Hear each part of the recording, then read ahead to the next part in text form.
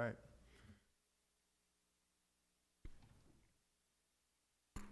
Okay, you guys ready? Here we go. Good evening, ladies and gentlemen. The date is July 20th, 2020. The time now is, or the date's July 20th, 2020. The time is 7 o'clock. Before we open up this council meeting, we have public hearing on two ordinances that were done, that were read into the record, first reading at the last council meeting. The first public hearing ordinance is going to be Ordinance 1037, and it concerns sustainable landscaping. And before I call on the audience at general, for anyone who wishes to speak, I do have a pre-filled out form, and I would like to call forward Mr. Joe Kokendorfer.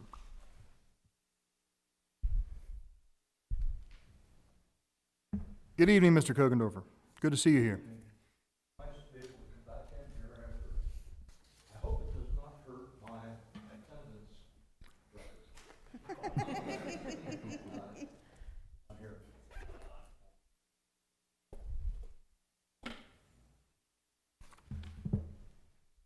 We're going green, okay. All right. My idea here is to make some comments on ordinance 1037, the landscaping ordinance that you have before you tonight. And I want to thank Mr. Grimm, who's not here tonight, for chatting with me some time last week on this topic and for some emails that we sent back and forth to try to illuminate my brain, I guess. I want to share a few comments on what I understand this ordinance addresses. And as custom, I'm going to read because that's the only way I can keep on track. Yes, sir. The ordinance relates to future development or redevelopment resulting in 4 or more lots. This is what I was told, 4 or more. I can find nowhere in the ordinance that it says the number 4, unless reference to the subdivision ordinance somehow makes it 4. Anyhow, 4 or more lots which could be residential, commercial, or something else. So at this time, existing properties which have been subdivided are not affected. And I said the number of lots is not specifically stated in 1037, but I don't remember the subdivision ordinance details. As such, my comments relate to residential uses and their impact on future homeowners on those properties. In section called street trees, and that is lines 306, etc., puts the responsibility on the property owner to maintain and replace such trees that the developer, as required by the ordinance, plants between the right-of-way line and the structure setback line. Therefore, this means it is on private property, the property owner's private property, street trees. What this does is place a burden on the owner. The trees must be of a specified species and cannot be replaced without permission of the city. Additionally, the owner is responsible for tree removal and placement. So if the tree falls down, property owner has to take care of getting it removed. To me, this is almost like an unfunded liability imposed by the city on the property owner. The tree is on private property, but the tree is really a city tree, which the property owner must maintain. Libertarian bones in my body don't like that too well. But anyway, to me, this seems like a bit of a stretch, and I think it will be a surprise to many future property owners 30 years from now. Not my problem, but I'm trying to look down the road and I see property owners at that point who are going to be shocked when they find out they are responsible for these tree removals if they come down. There are a number of other what-ifs in the ordinance, but I'm not going to take any time to go into them. Perhaps, as some folks say, I'm always looking for a communist behind every rock, or overanalyzing the ordinance, be that as it may. But I'm not looking for the city to become a cookie-cutter municipality. Part of the character of Havre, in my opinion, is that it is somewhat of an eclectic community in people, structures, and yards. So, those are my comments. Thank you. Mr. Kay, thank you very much. Appreciate your comments.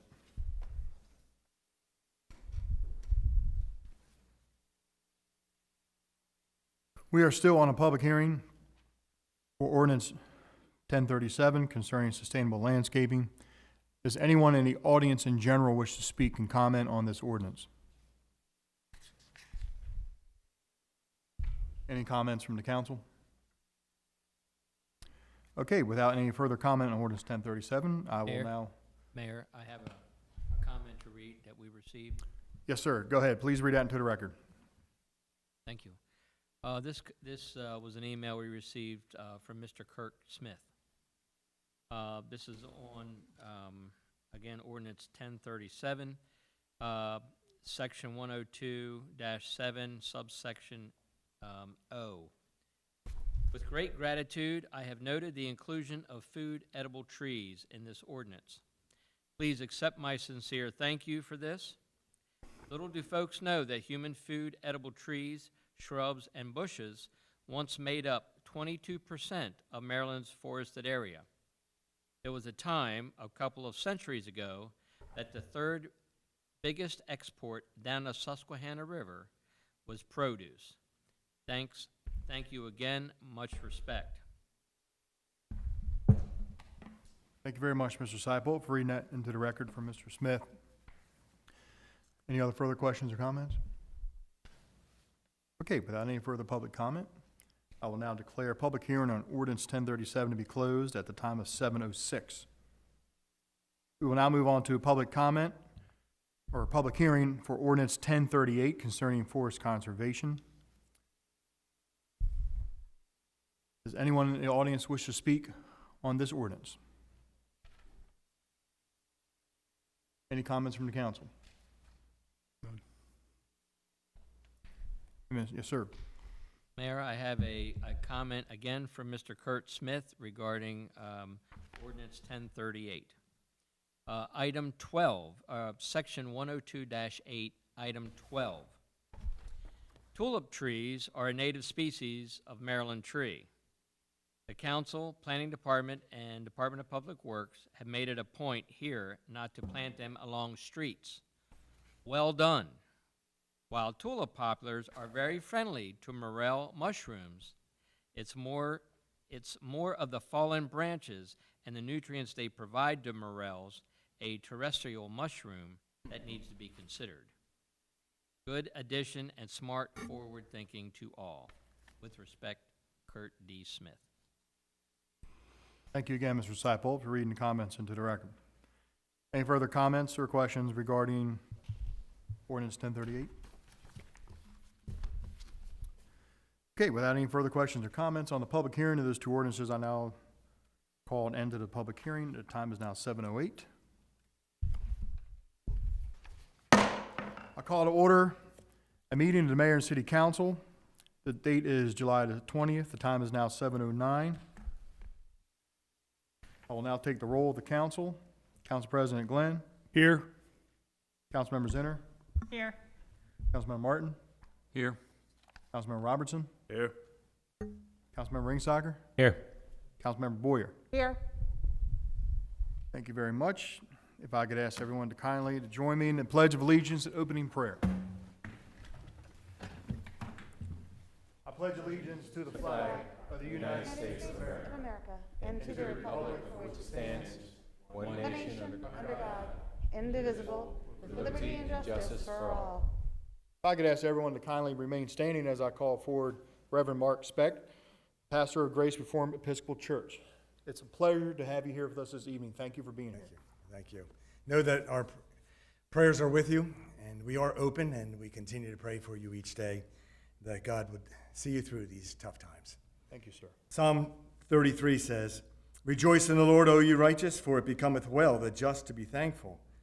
Then, blessed are the people whose God is the Lord, and blessed are the folk that he hath chosen to him to be his inheritance. Let thy merciful kindness, O Lord, be upon us, like as we do put our trust in thee." Join me in prayer. Almighty God, we join with the psalmist this evening and come into your presence with thanksgiving. For you are alone worthy of our praise and our trust. Your word reveals to us that you are the high and mighty ruler of the universe, who from your throne behold all the dwellers upon earth. And so we commend to you this evening our nation, to your merciful care, that being so guided by thy providence, we may dwell secure in thy peace. Grant to the President of the United States, Donald Trump, the Governor, Larry Hogan, the Mayor, William Martin, the City Council, and all others in authority, with the grace of thy Holy Spirit, give them wisdom and strength to know and do thy will. Fill them with a love of truth and righteousness, and make them ever mindful of their calling to serve this people in thy fear. Endue them plenteously with heavenly gifts. Grant them in health and prosperity long to live, and finally after this life to attain everlasting joy and felicity through Jesus Christ our Lord, who liveth and reigneth with thee and the Holy Ghost, one God, world without end. Amen. Amen. God bless you. Reverend, thank you so much. We appreciate your time.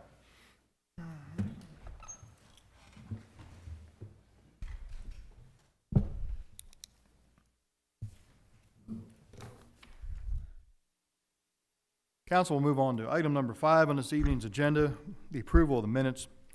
Item A, City Council minutes from July 6, 2020. Do I have a motion to approve?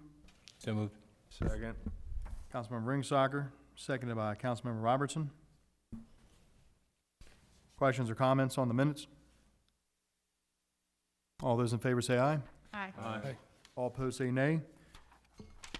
City Council meeting minutes of July the 6th, 2020, carry 6-0 in the affirmative. Closed session minutes of July the 6th, 2020. Do I have a motion to approve? So move. Second. Councilmember Zinner, seconded by Councilmember Boyer. All those in favor say aye. Aye. All opposed say nay. Closed session minutes of July the 6th, 2020, carries 6-0 in the affirmative.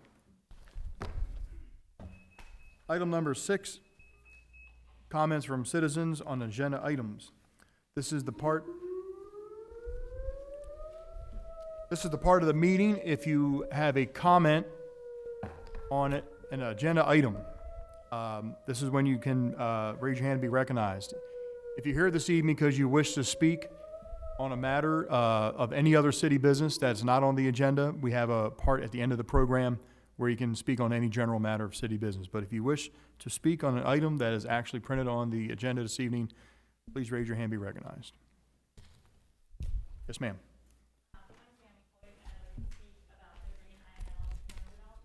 Sure, please come forward to the podium, please, and thank you very much. And just for the record, one more time, may we have your name and address for the record?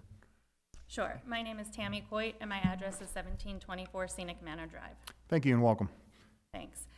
So I'm Tammy Coit, a proud resident of Scenic Manor community. The residents of Scenic Manor and I are a relatively new community. Some, like my family and I, are still new to the city of Havre de Grace, which, as you know, is a city with small-town charm and a sense of community and trust. However, the planning process for the adjacent development has somewhat threatened that sense of trust for some of us. As you all already know from the last meeting on this issue, Ryan Holmes was deceitful in ensuring us that the trees behind Scenic Manor Drive would be protected and could not be torn down.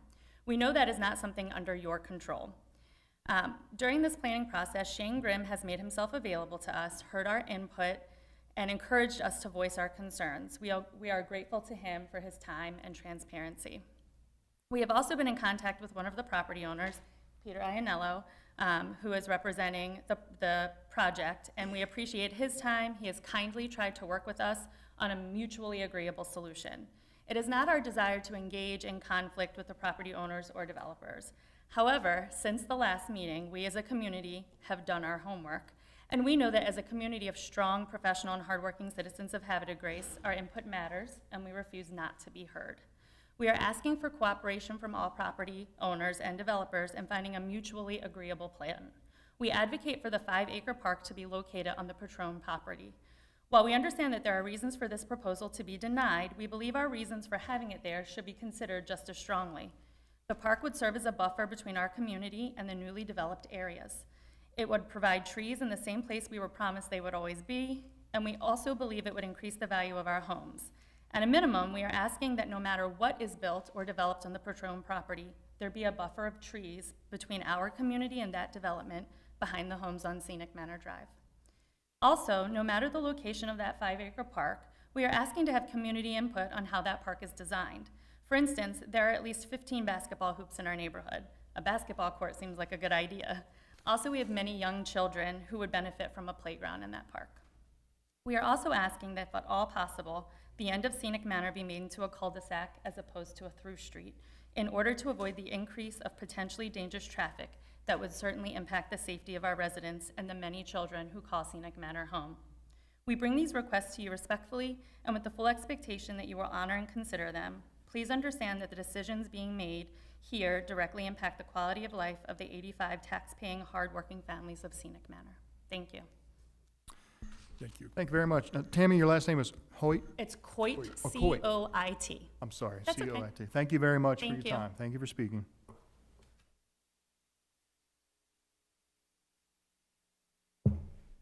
Any other member of this audience wish to speak on any agenda items this evening?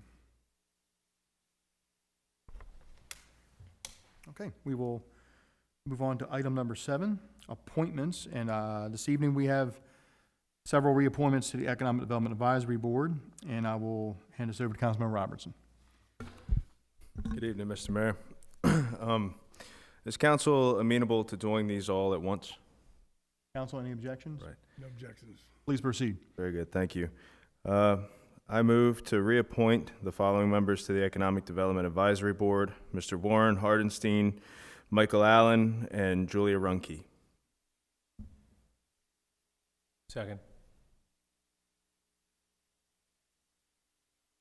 Council, I have a motion by Councilman Robertson, second by Councilman Ringsacher, for the reappointment of Mr. Warren Hartenstein, Michael Allen, and Julie Runke to the Economic Development Advisory Board.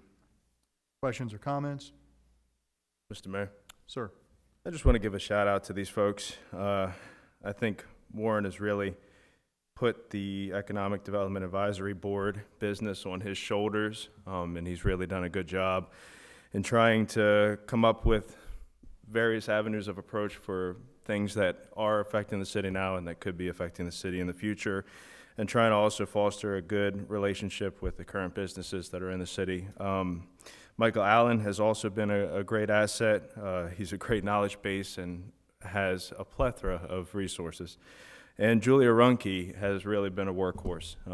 She has sat on just about every committee that comes out of EDAB, and she's been a great liaison and partner between Main Street, the downtown merchants, and Economic Development Advisory Board. Thank you very much, Councilman Robertson. Any other questions or comments?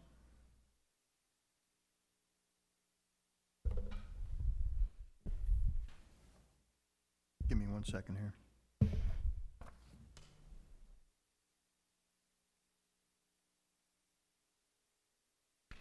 Okay, all those in favor say aye. Aye. All opposed say nay. The reappointment of Mr. Hartenstein, Mr. Allen, and Mrs. Runke carries 6-0 in the affirmative. Thank you very much, Councilman Robertson. We're going to go on to number 8 this evening, which is recognitions. This evening, there are no recognitions.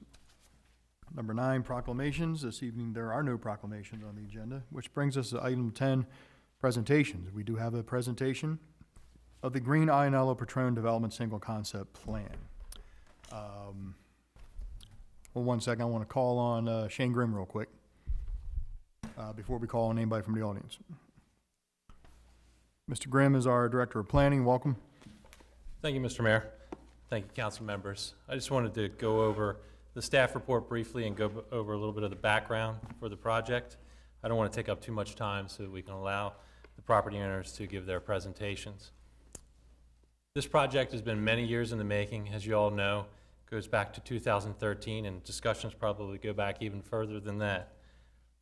We got together as a city and with the property owners over the last couple of months to come to an agreement on what was a plan that could be supported by the Department of Planning and Administration, and that is the plan that you have before you. I believe it was last that we got together with all of the property owners and city staff. I think it was February 5th, and we all agreed on the plan that was submitted on March 18th, 2020. And that is the plan that the Department of Planning has reviewed and provided a staff report on. And just briefly, my staff report includes background information on the zoning of the property, the annexation process from 2013 and all the requirements of that annexation and how the concept plan meets those requirements. And then there's also discussion about things such as historic preservation that relate back to the comprehensive plan. I think it's very important that when we review projects like this, we make sure we relate it back to our comprehensive plan and those things that were established in there as we review new development to make sure it's consistent with that as much as possible. So there's some discussion in there about how it meets the requirements of the comprehensive plan. Also want to let you know that with the Planning Commission and the Board of Appeals, they always ask me, have you heard from citizens when reviewing different projects that come before the Commission or the Board? And just to let you know, I have heard from citizens. I've heard mainly from the folks in Scenic Manor, and I just want to give them credit. They've been very respectful, and we've engaged in very good conversations, and I think that it's been educational for them as well to make them understand the development review process, specifically because this project is a little bit different than most projects that we have come before us. And I wanted to thank Ms. Coit. We've had a number of conversations, and I've also had a number of conversations with Ms. Ellis and Ms. Adams, and they've been nothing but respectful and very good to deal with. And so I thank them for that. If there's any questions that you might have on the staff report, I'm happy to answer them now. I just got one quick thing. Correct me if I'm wrong, but I think the staff report indicates that you're recommending a 20-foot buffer behind Scenic Manor. Is that correct? That's correct. On the properties adjacent on Scenic Manor Drive, it would be behind them on the Patron property. Okay. And that's a recommendation. Yes, sir, is a recommendation. Thank you. Any other questions for Mr. Grimm? Mr. Grimm, thank you for giving an overview on what we're about to see in the presentation. I appreciate your time. Thanks. Yes, for sir. being here. Thank you. Who is going first? Sir. Welcome. Mr. Mayor, council members, my name is Don Sample, 800 South Fountain Green Road, Bel Air.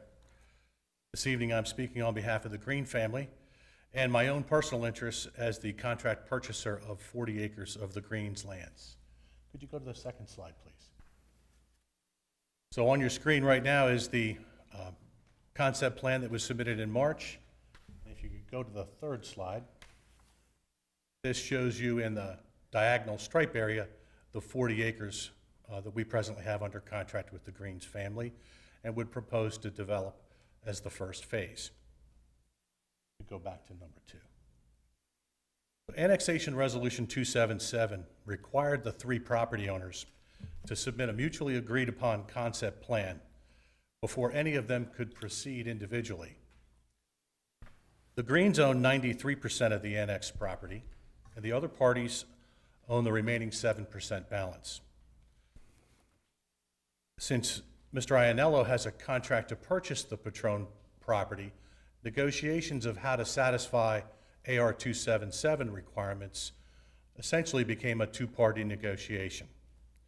Discussions began in September of 2019 and concluded, as Shane said, in March when the plan was submitted.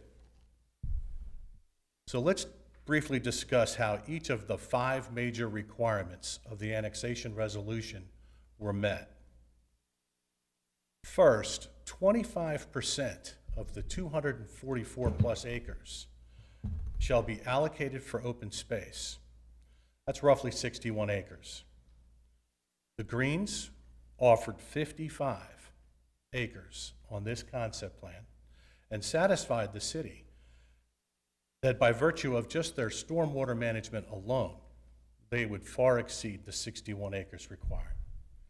The other parties offered no open space.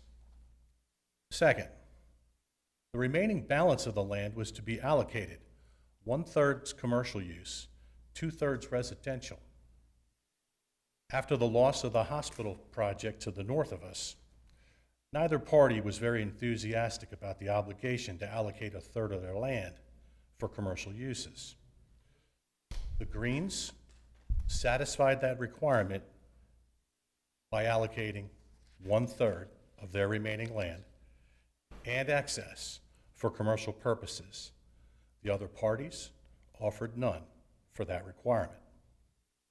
Third, a public park 5 acres in size, akin to Tidings Park, shall be dedicated to the city for public use. Again, the Greens allocated 5 acres of their land. The other parties contributed none.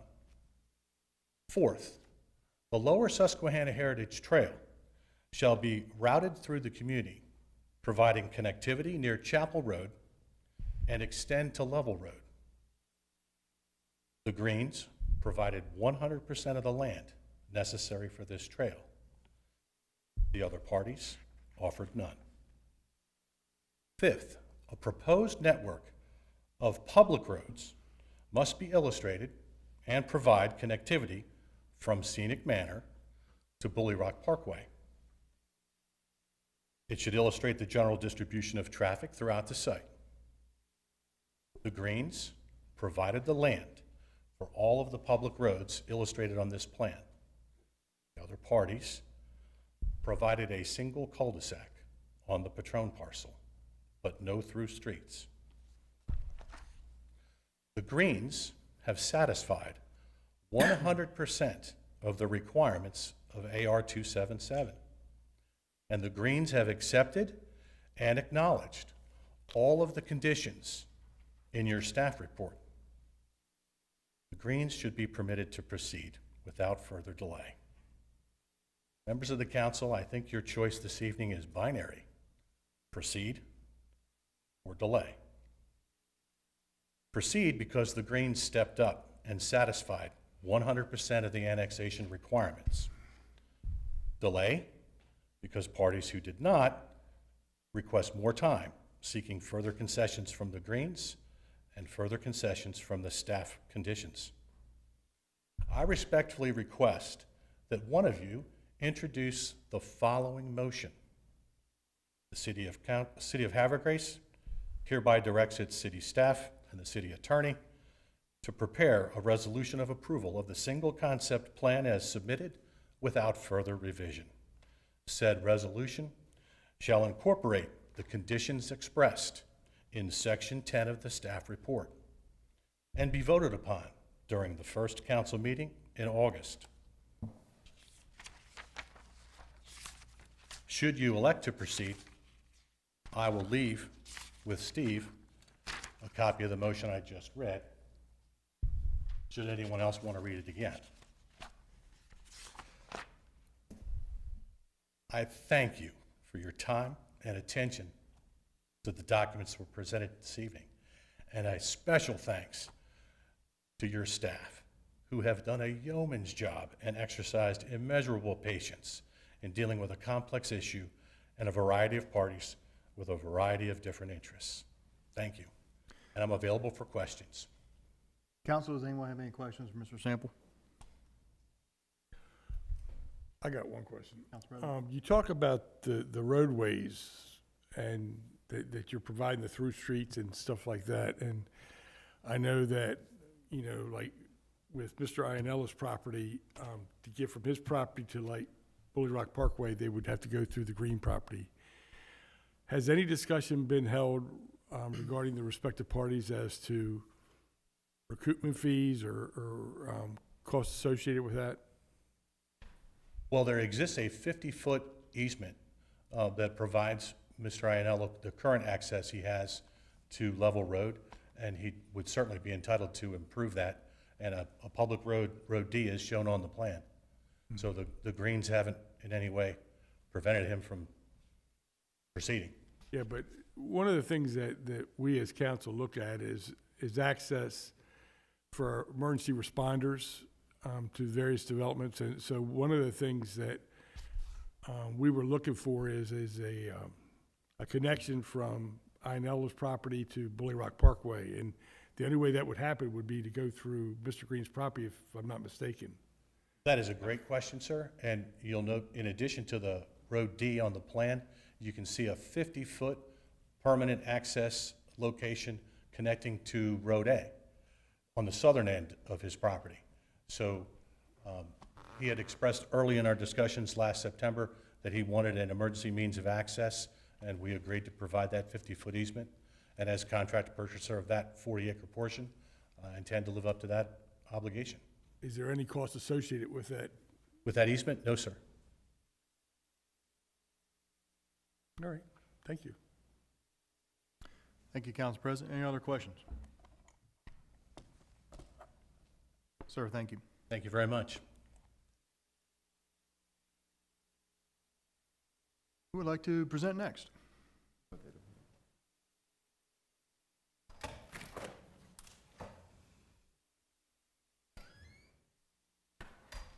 Okay, sir. Welcome, and may we please have your name for the record. Mr. Mayor, my name is Peter Iannello, 2000 Level Road, Havre, Grace, Maryland.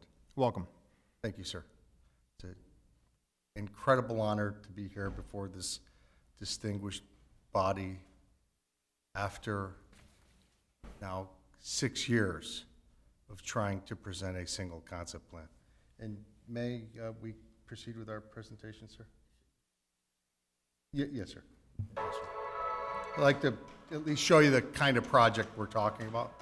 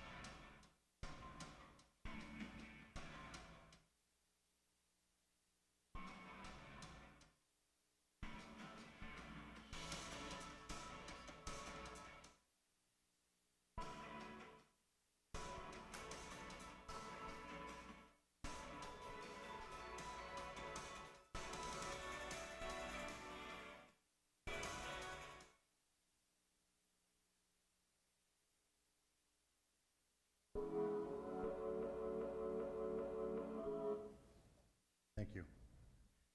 Before I proceed with our presentation, I'd like to congratulate Councilman David Glenn, Mr. Ringsacker, and Ms. Boyer for your reelection and your commitment to public service. Okay, so what we're talking about here is what we call our senior story. It's at Mount Felix, and our developer partner is a firm named United Group. United has a presence across the United States of America, including Annapolis, Maryland.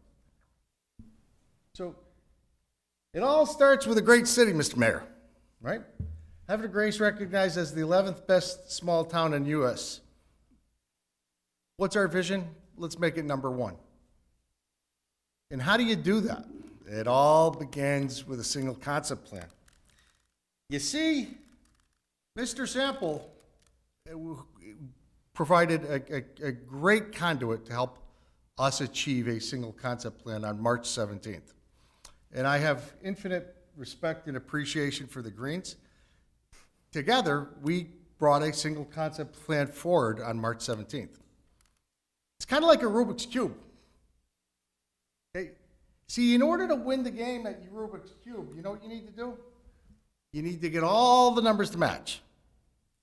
And Mr. Mayor, when this fine city was fighting a large hospital institution that ran the city over,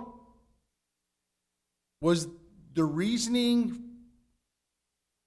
was it acceptable because they were bigger? Is it acceptable that in my case, the Ainello property that's sought development now for this project since 2016. Is it acceptable that it's just ignored because we're surrounded? Okay, so the most fundamental thing that we want to assure you of is our incredible commitment to cooperation. Scenic Manor Homeowner Association, are you still here, Tammy? May I ask you, did we approach Scenic Manor Homeowners Association in a cooperative spirit? Did we try to find compromise and solution? Are we trying to work on it? Did we mention that we were advocating those positions solely from the position of the Ainellos, or was that on behalf of all of the applicants of AR 277? We are team players. Okay, so next step. So what are we talking about? What is Mount Felix? So Mount Felix was built in 1840 on the hill. It was first subdivided in 1966 into a 1.5 acre parcel. It then turned into, it was subdivided again with another 3 parcels. Fast forward, my family buys it in 2004, pre-Bully Rock, with the intent of starting a farm, a vineyard. We did it. Bully Rock came, and our farm, like others, was exposed to development pressure. We were approached by the city and the Greens with the idea of being supportive of a petition for the property to be developed. You see, because our property is surrounded. Okay? So the green property has 7,200 lineal feet of road frontage. The Patron property has about 350 feet of road frontage, public road frontage.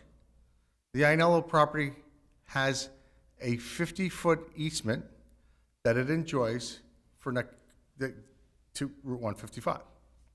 Okay? The green property has multiple points to access water and sewer. The Patron property, 2. The Ainello property, none. So where you stand on an issue is a function of where you sit. Okay?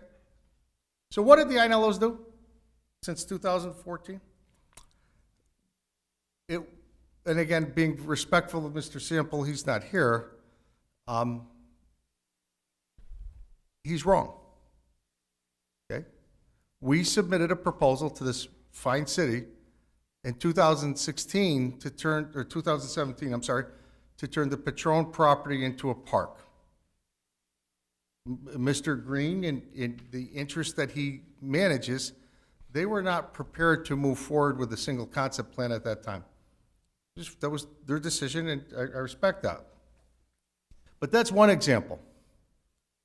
And rather than recite the other instances where Mr. Sample's statements are contradictory to the facts, I'll give him the courtesy of not being aware of what occurred in the prior years.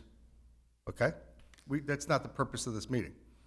All right, so going forward, most important thing, September of 2019, Mr. Sample approached the Ainellos to create in the Patrons to create a single concept plan.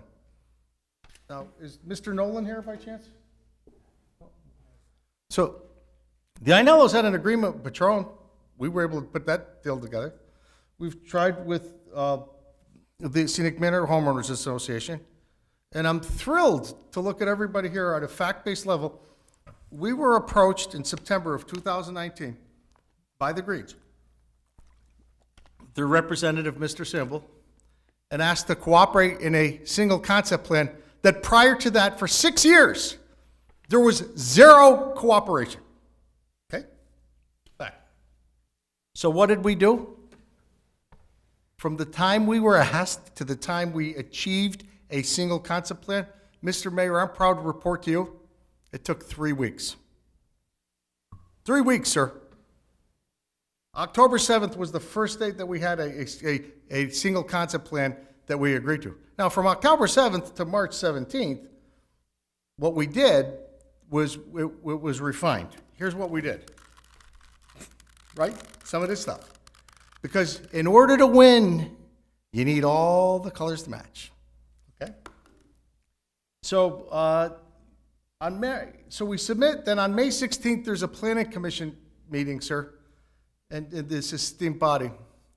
And I'll tell you, I heard the responses from the Scenic Manners Homeowners Association, and I have infinite respect for the role of the political official here that works a full-time job during the day, and then in the evenings receives phone calls from concerned citizens, and then on the weekends does the same.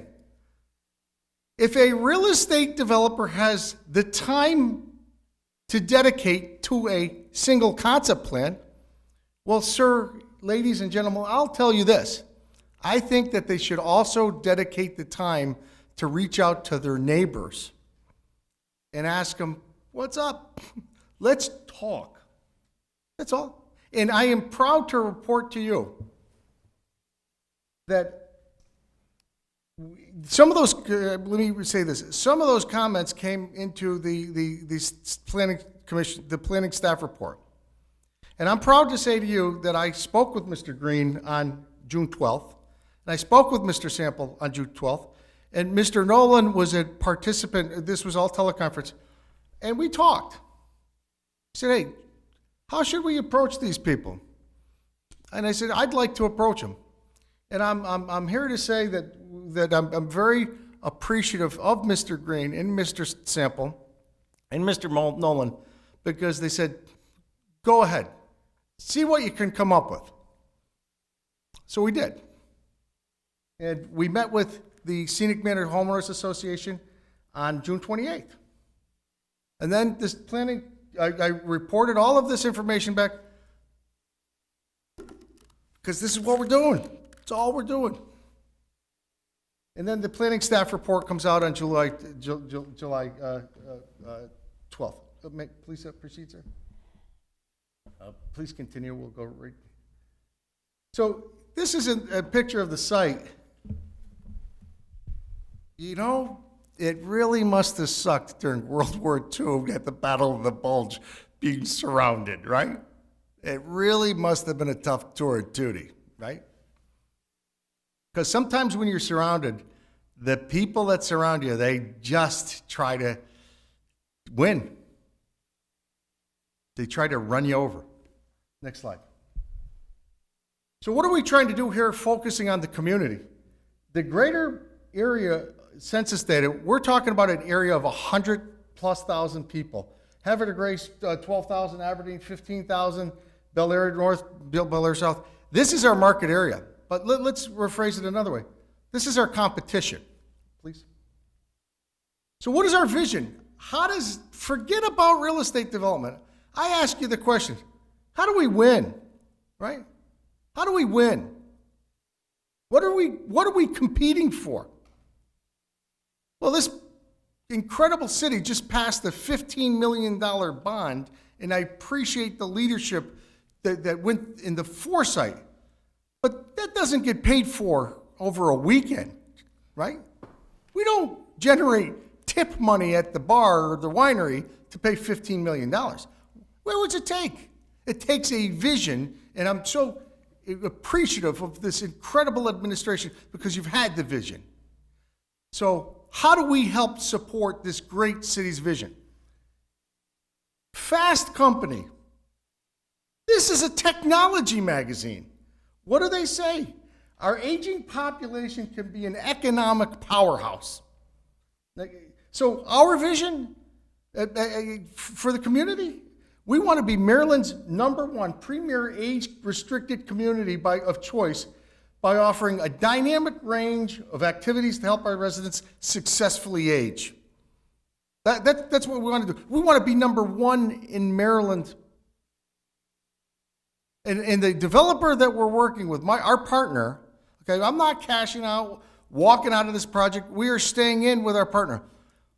They won the silver medal last year at the National Home Builders Association for age-restricted communities. Next one. So what we should be asking ourselves is, and I encourage you, I ask the question of our own project, what is the economic impact that a senior living community in Havre de Grace is going to have for my neighbors, my fellow business people? I want let me say this, I want our project, right? City's a stakeholder. I want our project to help sell all of the houses on the Greens project. That's what we want. We're looking to do this, Mr. Mayor. You got to get all the colors to match. Next slide, please. So senior living impact over time, right? It's a $327 billion industry in the United States. Next slide, please. This is the biggest industry that you've never heard of, okay? And I'm going to go through these slides a little quick because you know what? You folks can get a copy of this presentation and go into a little more detail. But this is the impact nationally that it has. Okay? How about Maryland, right? Jobs directly supported in Maryland, let's call it 15,000 jobs. Social responsibility. You know, in this day and age, who's talking about providing great places to live for our aging population? And look, the idea is to successfully age, to age independently. And when you do those things, you lower the cost of health care. Next one. So 10,000 people turn 65 each day in the United States of America. You know, 1 in 5 will be 65 or older by 2030. Let's go to the next slide. How about in Maryland? Governor Hogan, new strategies are needed to ensure baby boomers have access to health promotions and long-term services and the support to help them remain independent. Next slide. Now, how about Harford County? How about our backyard? Research by the Annapolis-based National Investment Center shows that there is a substantial demand for 55-plus senior living in Maryland. The Baltimore area occupancy rates are 92.4%. Harford County's occupancy rate is 96.7%. The senior living campus at Mount Felix that we're proposing satisfies the need for high-quality 55-plus senior housing in our region. Next slide, please. But what about our town, Havre de Grace, right? Currently, 14% of the population of Havre de Grace are seniors, with 30% of those seniors living alone. I want you to think about that. Post-COVID pandemic, what is our responsibility, social responsibility, to look forward and provide alternatives for these people to stay in Havre de Grace? 93% have an annual income more than $20,000. Currently, there are 354 working senior citizens in Havre de Grace, and about 20% of those seniors are veterans. Okay? 39% of the 137 are living in housing that was built in the 70s and 80s. I want you to think of that. Those are the newest houses. Next slide, please. So, but I ask you, ladies and gentlemen, what's the competition doing about it? Who's the competition? I have heard great words from this body positioning this incredible city to compete. I have seen with my eyes, and this community has taken pride in the incredible investment and initiatives like the school, right, to compete. I thank all of you leaders, what you've done to this city to accelerate its ability to compete. In the past 5 years, it's congratulations, thank you. Okay? But here's a report from Bel Air, right? They hired a company out of Saratoga Springs, New York, and coincidentally where I'm from, Camoin Associates, that expresses in detail the importance to retain and attract 65-plus residents. This is Bel Air's strategy, okay? And you know what? I love competition. You know what competition does, sir? Ladies and gentlemen, you know what competition does? It brings out the best in us. That's what it does. Mr. Ionella? Yes. You can finish your presentation, but I want to emphasize what your position is with the single concept plan, because in order to proceed, Yep. we need, council will eventually have to take up a resolution, and I'm sure that the council members want to know if you support the single concept plan. Like, I know you're talking about the product, but we need to also talk about the concept plan, because that's what the council has to ultimately make a decision on. So please proceed with your presentation, but please bring it right back to that so we know where we're matching up with the single concept plan. Thank you, sir, and I assure you I will, and I felt it was I wanted to give some context of what is, the purpose of the concept plan is to approve a project. And does the project help the city compete? Does it help residents stay, aging? So please go forward, keep going. So, we'll keep going. So, to our project, one of the things that we did in 2016 is we invested in a traffic study. Now, this traffic study needs to be updated, right? So, it has conclusions that discuss that the potential traffic impact on the Mount Felix project is negligible. It really doesn't impede any of the controlled intersections. Please continue. All right. So, Mr. Mayor, I'm going right to your point now, sir. The Rubik's Cube, if I may. The residential, the business, the red, let's call that the patrons. Let's start off at the hierarchy. The city's blue. City's color's blue. Jonathan, if I may, the green shall be green. I have that agreed. The community stakeholders, such as Scenic Manor, yellow, and the Mount Felix Senior Living Campus is orange in the bottom, right? So how do we get these things to match up? We're not arguing about a single concept plan at all. We've been trying to advance this concept plan since, on March 17th, we submitted it. It had some contingencies, and some of those contingencies relate to what's in the yellow. Not the yellow, I'm sorry, sir, the white, execution. So how do you execute the concept plan? So again, let's say the patrons are red, 350 lineal feet of public road frontage, water sewer, okay? And they have a concerned neighbor. And right now, as it relates to the single concept plan, one of the recommendations is a 20-foot buffer. Well, what we did was we approached Scenic Manor Homeowners Association. We said, if you'd like to buy the entire patron piece to create a buffer, it's available. At a great price. We want you to be we want you to be happy. We got an active adult community we're building. That's what we want to do. And the happier you are, it all works out. So you should take the whole thing. And respectfully, the Scenic Manor Homeowners Association came back and said, right now we're just not mature enough as an organization to do that. So what I want to assure this body is we're trying to find creative solutions with our neighbor there. Okay? So one of the issues I just spoke to. So now in terms of the execution, private land purchases. There are land purchases that are contemplated between these different stakeholders, okay? Between Scenic Manor and the patrons, between the Ainellos and the Greens.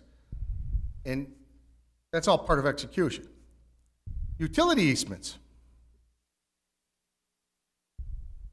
And the concept plan speaks to some of the timing of utility easements, right? Cost sharing. The AR 277 makes reference to that there needs to be, there will be an agreement related to cost. There's no information there. And it's something that needs to be discussed. Now, I'll tell you about cost sharing, and I want to link it to the other one on execution, road access. The staff report made a recommendation that so first of all, the INLO submitted a single concept plan. And one of the contingencies was that we agreed to. The Greens agreed to it, the INLOs agreed to it, and the Patrons agreed. We all put it in. It said primary access to the INLO property will be on Road D. Okay, can you go forward, please? One slide. Another slide. Road D. Do you have a laser pointer by chance? All right. So Road D goes from Route 155 to what's called Road C, where that city park is, right? The city staff report came back and said, no, you can only use, the city staff report is recommending we only can go right in and right out. Now, that's about a $900,000 road. So, Mr. Mayor and esteemed members of this body, what did we do? We approached our development co-applicants. He said, hey, we need a little help. Got to do this. Help us. City is requiring us to, not requiring, it's recommending that we don't have full access. That is a fundamental contingency on the single concept plan. Fundamental. I don't think any one of you, if you owned a property that we're referring to, would agree to a single concept plan that does not grant access. Okay? So what we did was, look, here's our options. We can either challenge the city and say, no, we got to have full access on Road D, right? Couldn't do that. Or we can find a compromise, a solution. So what did we do? Pick this up. Because, can you go back? Please, go back 2 slides. Because we got to match, we got to get all the blue squares there, right? And we got to get the white ones there. So we found a solution. Go forward 2 slides. Here's the solution we said. We said, you know what?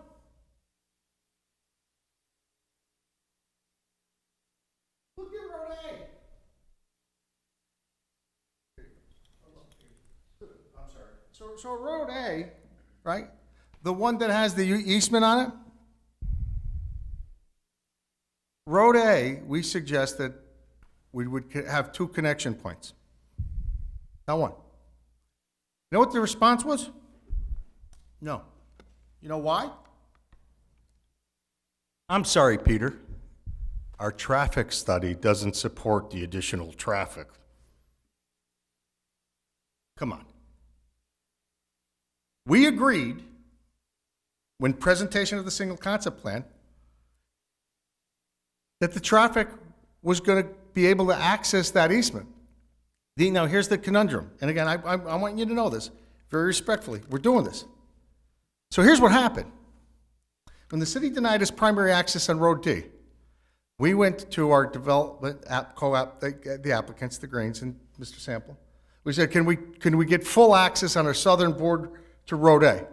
And we said, you know what? We think this is a really good idea. We'd like you to explore it. And here's one of the reasons why we think it's a good idea. Because Road D is about 1,000 feet. It means about 1,000 less feet of pavement for the city to maintain and plow in the wintertime. You know what the answer was? Done talking to you. See ya. Wouldn't want to be ya. So then, Road C. Another possibility for a primary access point. But you know what? Here's what we got to do, Mr. Mayor. We all got to sit, the applicants, the resolution that was just presented to you is akin to the way that Ms. Ishak, Ms. Zeiner, Mr. Robertson, Mr. Martin, Mr. Glenn, Mr. Ringsacker, Ms. Boyer. It is akin to how you feel the hospital treated this incredible body and city. It's running you over. Reasonable people will find reasonable solutions. I found a solution because I had a little bit of time to communicate with Scenic Manor Homeowners Association. Found a solution with Miss Patron with her property. Okay? So go back up forward one slide, please. So now, again, going right to the heart of the issue. Some of the other things, here's what we're doing, Mr. Mayor, and this is esteemed body. Here's what we're doing. Trying to match the colors. So number one is, I assure you, the last thing that I want to do is show anything but complete deference to this city's staff report. Density, RB zoning, so the staff report seeks to limit density before the presentation of a site plan. Well, that's actually a challenge. We've got 14 acres, and if we have to build Road D as our primary access with a right in and a right out, well, first of all, somebody's got to tell me how are that easement at the southern part of my property? That means everybody's got to go through that wants to take a left, right? Which, again, that road can support it. So let's take a look at the park. The greatest cities in this world are often defined by their parks. Central Park, New York City, the Boston Commons, right? You know how many people go to Pennsylvania to go to Longwood Gardens? Parks are a source of an identity of a city and also economic impact. The Tidings Park was started in the early 1800s. I think it was called Bayside Park back then.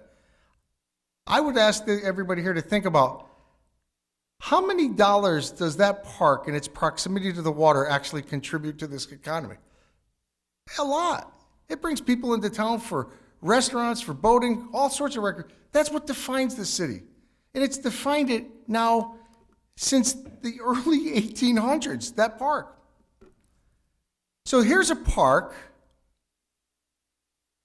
that's supposed to be constructed when Road C is constructed.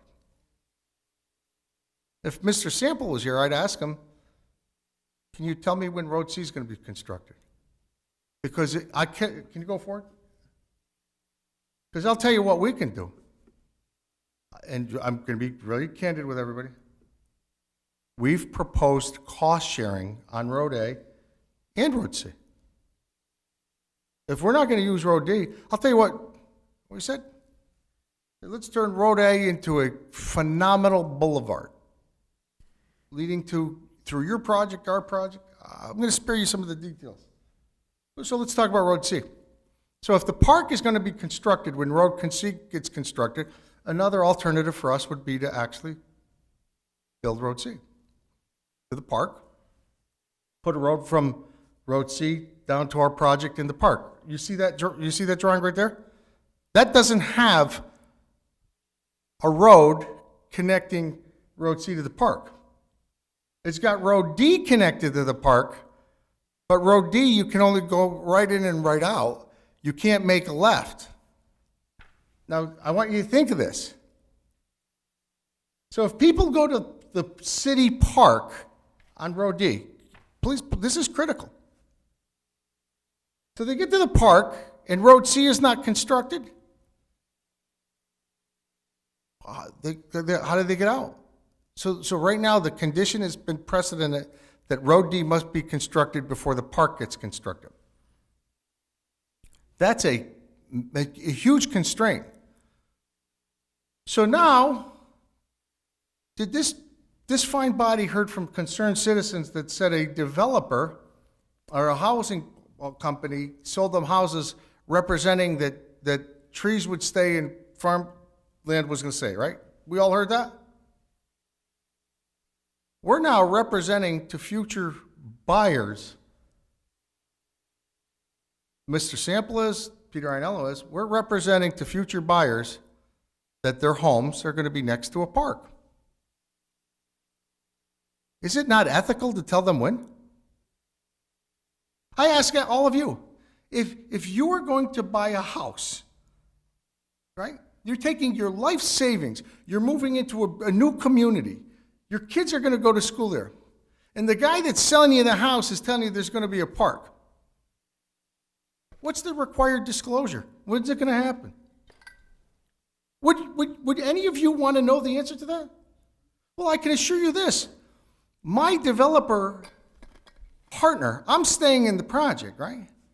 The build out between the assisted living facility and the active adult community is a $50 million project. Wouldn't it be helpful if somebody told us a way of being, of predicting, assurance in construction? What do you want? Repeatable, predictable construction processes. That's what we're talking about. So, go up one slide, please. Access. So I covered that. The city restricts road D right in and right out. Here's what we proposed. Here's what we proposed back to the city. We said, hey, we appreciate that you're the blue piece on this. You got a huge say here. Would you please allow us to full access until Road C gets built? That's all we requested. And then the temporary utility easements. So I'm going to close it with like this. Where you stand on an issue is a function of where you sit. And I am sitting in the middle of a 225-acre project that has needs of access to city water, city sewer. Go up 2 slides, please. One more. Go back one. And when we work together and do this, the only thing that's missing from the discussion here to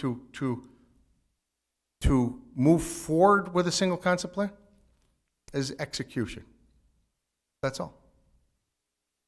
So in closing, I would ask you to consider that the resolution that was presented is not in the spirit of AR 277. You think Mr. Sample should have submitted that to Mr. Nolan, representing the Patron Estate, and me? And we could have crafted a resolution together that made sure that the green part of this Rubik's Cube was solid, that made sure that the Greens, the Ainellos, and the Patrons gave great deference to the report that Mr. Grimm put together, because I have so much appreciation for him. So I'm going to end it with that.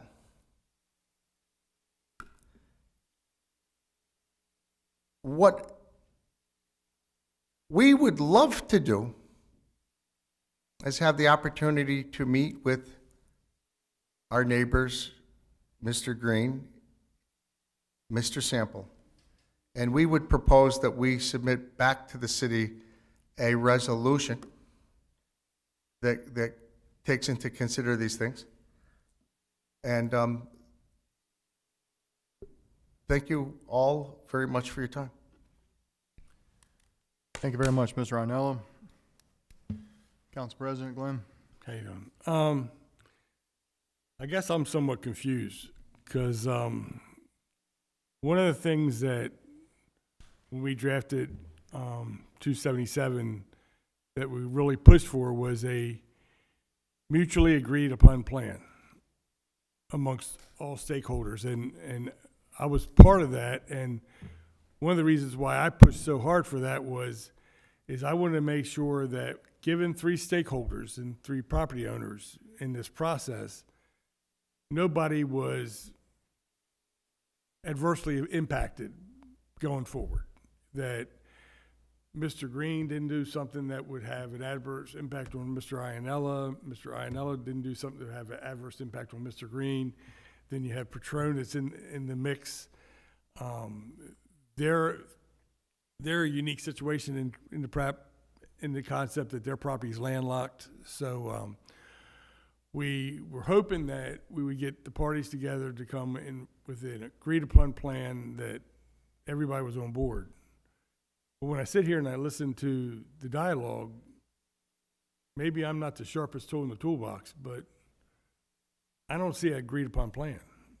I see some concerns being elevated that haven't really been resolved. And I guess the question I would have, my next question would be is the disagreements that you currently voiced tonight, is that something that can be worked offline and resolved? And if they can't, then I think we have to rethink the path forward as far as what we decided back in 2013 with the single concept plan. I mean, I want it to be a win-win for all concerned, no doubt about it. I mean, anybody that sits on this dais loves this city day in and day out, and we try to do the right thing for all the right reasons. We try to pull all the information together to make an informed decision. But given some of the concerns that I heard tonight, I'm not convinced, and I'm just speaking for myself, that we have the information to make an informed decision. You know, because, you know, I think that if I was a player in it, that some of the concerns that were elevated, I mean, I would think that we got a lot of smart people in this process. And I think, you know, we just get together and say, okay, here's the issues, here's the concerns, here's what we need to get resolved. I mean, you talk about when roads are going to be constructed, when, you know, the park's going to go in and stuff like that. I think that it's like anything else, like COVID-19. You got stage 1, you got stage 2, you got stage 3, and you say, okay, here's the timeline, you know, for stage 1, you know, and what will happen, and you prioritize certain things. You say this is critical to the overall project, and it's, you know, each one of the property owners are going to have concerns and have different priorities as far as what they need to move forward. I think this project has great potential, great economic potential for the city, but I personally want to make sure that as I sit on council and I make a vote, that we do it right. We do it right, that we nail it. You know, I mean, we got one shot to nail it. I mean, there are developments in this community where the road widths weren't correct, you know, and in those developments, it's provided a nightmare for those residents. You know, I know Scenic Manor spoke up, and they spoke that they'd like to have a cul-de-sac. Well, unfortunately, when Scenic Manor was built, there was litigation, and litigation said there would be a through road. And I really respect where you guys are coming from, because I live in Grace Manor, and our developer did the same thing to us that your developer did to you, and they didn't really always speak the truth.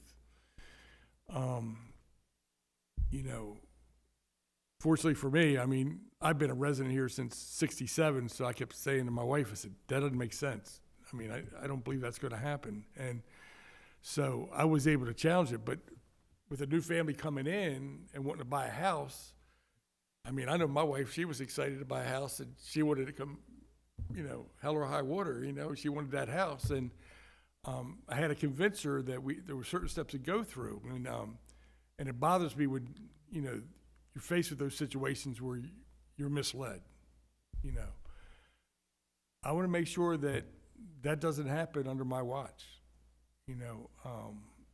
So, I mean, my challenge to you would be is to the three stakeholders, and I know Mr. Nolan's not here, is this something that we can work out? I mean, what's it going to take to get it moving forward? And, you know, I mean, I don't want to delay anything, but at the same time, I don't want to just give a yes vote when I'm not convinced that, you know, we've added 1 + 1 and got 2. So, I mean, that's my thoughts. I'll open up to council for what your thoughts are. Good. Go ahead, Councilmember Robertson. Well, two questions. Number one is, I assume that the rest of the folks that are here are going to present tonight, right? Yes? No? I didn't have a prepared presentation, but I would have liked the opportunity to respond. Well, that was going to be my next question, actually, was is anybody else prepared to speak tonight? Because I have 4 names on here, but if you're representing one of the parties. I'm here with Mr. Ionello. Yeah, so I did not that was number one. prepare remarks, but I will wait my turn. All right, well, I'll let Councilmember Robertson say his remarks. And number two is, you know, while we're considering your dialogue and input, Council President, and considering your concern, would you recommend either a work session or a planning committee or commission meeting for the parties to get back together and discuss this? Or do you think that that's something for them to do privately offline? Is that what you were trying to say? Well, I'm not convinced, you know, we're there yet. You know, the overall goal was to come in with a unified plan, a single concept plan. And I know that all the respective parties want to move forward. It's just a matter of making sure that we do the right thing. And I know you've had a lot of conversations with Shane Grimm and worked with Shane. And, you know, I mean, I would defer to Shane to say, based upon what we heard tonight, what do you think the next step should be? You know, I mean, Mr. Ionello, I know you're here tonight. The one piece of the puzzle that we didn't have privy to is that the contract purchaser or the developer or whatever that works for you, I mean, he's not here, so, or he or she's not here, so.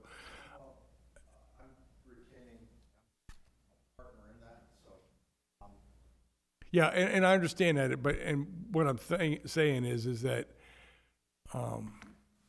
you know, normally my experience with these type of things, it's always nice to get the developer's perspective too, because it's like when I'm a homeowner and I go to build a house, you know, and I know kind of what I want, but I need the architect and the engineer to go in and say, we're going to do this, we're going to do that, you know, and this will make better sense. And did you ever think about this? And sometimes developers can provide a different angle to help make somebody like me understand, you know. And so, you know, Shane, I mean, you have any thoughts? I'm going to, Okay, go ahead. Sorry. what I want to do, Council President, if you don't mind, is I want to let everyone speak who's part of the Okay. presentation. That's fair. I want to let all the council members speak. Okay. I'm going to refer to Ms. Ishak to let the public know what the council's options are moving forward. And then I'm going to call Mr. Grimm up to wrap everything up once again, to just let everyone know where we're at. So, I mean, if you don't mind. Fair. That's fair. Because I was going to call Absolute- Mr. Grimm up, but That's Councilman fair. Robertson, will you finish your comments? Yes, sir. Okay. Did you want to speak now or you want to speak later? I'd like to speak now, because I would. Please direct proceed. question for Mr. Ionello. Now, under the staff, Mr. Ionello, please, under the staff report, the recommendation was that the Road D be a right-in, right-out on Route 155, and that limits your access for your portion of the property. You mentioned that being the donut in the middle. What, would it be amenable for you if we provided some sort of timeline contingent upon the construction of Road C, that Road D be a main access until such time as Road C is developed? Yes. Possibly. Let's say, because the ability of his construction vehicles coming off of 155, the access to his development. Kind of comes together. Well, the problem is, that I see, is if Road C isn't Yeah, I mean, I see. developed, people can't get into the development. Because it's only a right-in, right-out. They'd have to come down from 90 to 95. They couldn't come up from Route 40, the bottom of the hill. And I do see wholly where that would be a problem. That would create other issues, people doing U-turns and turnarounds up at the Bully Rock access right there. And it would create a lot of other issues. Just for the meantime, during the construction phase, until Road C is constructed, and then change that into a right-in, right-out, contingent upon the construction of Road C. Would that amendment to the staff report be helpful? Yes, sir. Okay, and that's an idea that we could consider. So it would be for construction vehicle only? No, not necessarily, because he's got other people that live there. It's still gonna create a traffic backlog and other people turning around, like I said, up at Bully So Rock for the Parkway. construction of the whole project, or? Until Road C is constructed.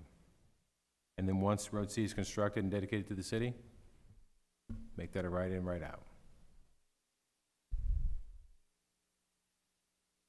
It's an idea. Sir, would you wish to speak? Yes. Just please identify yourself and who you represent. Thank you. Sure, thank you. Thank you for your time this evening. My name is Christopher Mudd. I'm an attorney with Venable LLP in Towson, Maryland, 210 West Pennsylvania Avenue in Towson. Welcome. Thank you very much, and thanks for the opportunity to speak tonight. I'll be brief. I didn't actually intend to speak necessarily. I was going to leave it to Mr. Ianello. And obviously, having Mr. Ianello stand here, he's very, very passionate about this. He has been involved in this for many years. I'm a relative newcomer. I've been involved with the project for probably less than a year. I've had a couple of meetings with Ms. Hishak, trying to work out issues all early on in the effort to try and reach the idea to have a single concept plan. By trade, I represent real estate developers. I do land use and zoning work, so work on a lot of entitlement on projects, mostly in the Baltimore area. And the unique thing about this project is you have these multiple stakeholders, as everybody can see, and it presents like something that feels like a joint venture, where everybody has an agreement and understanding about how things are going to proceed, and that doesn't quite add up here yet. And I'm an optimist, and I appreciate the council president's concern, and I think you hit the nail on the head. But I actually think that it's closer than it might appear. Mm-hmm. I challenged Mr. Ianello when he was putting together his proposal, when we were putting together thoughts about this, was to identify a handful of things that are really the most critical things. We could nitpick a staff report to death. You could do that with staff comments in any jurisdiction on any project. But I said we shouldn't really do that. We should try and identify a handful of things. And that was the list of 4 things. Would you mind going back to, I think it's the slide that preceded this. These are really the 4 things that Mr. Ianello has the greatest concern about. And I think that there's really 2 ways to tackle it. One would be to work with you as a body specifically in hopes that we could try and come up with revised versions of the recommendations or revised conditions to the approval that would satisfy Mr. Ianello's concerns related to density, which is essentially that the number of units that was proposed as a limitation is too little based on the pro forma that he has.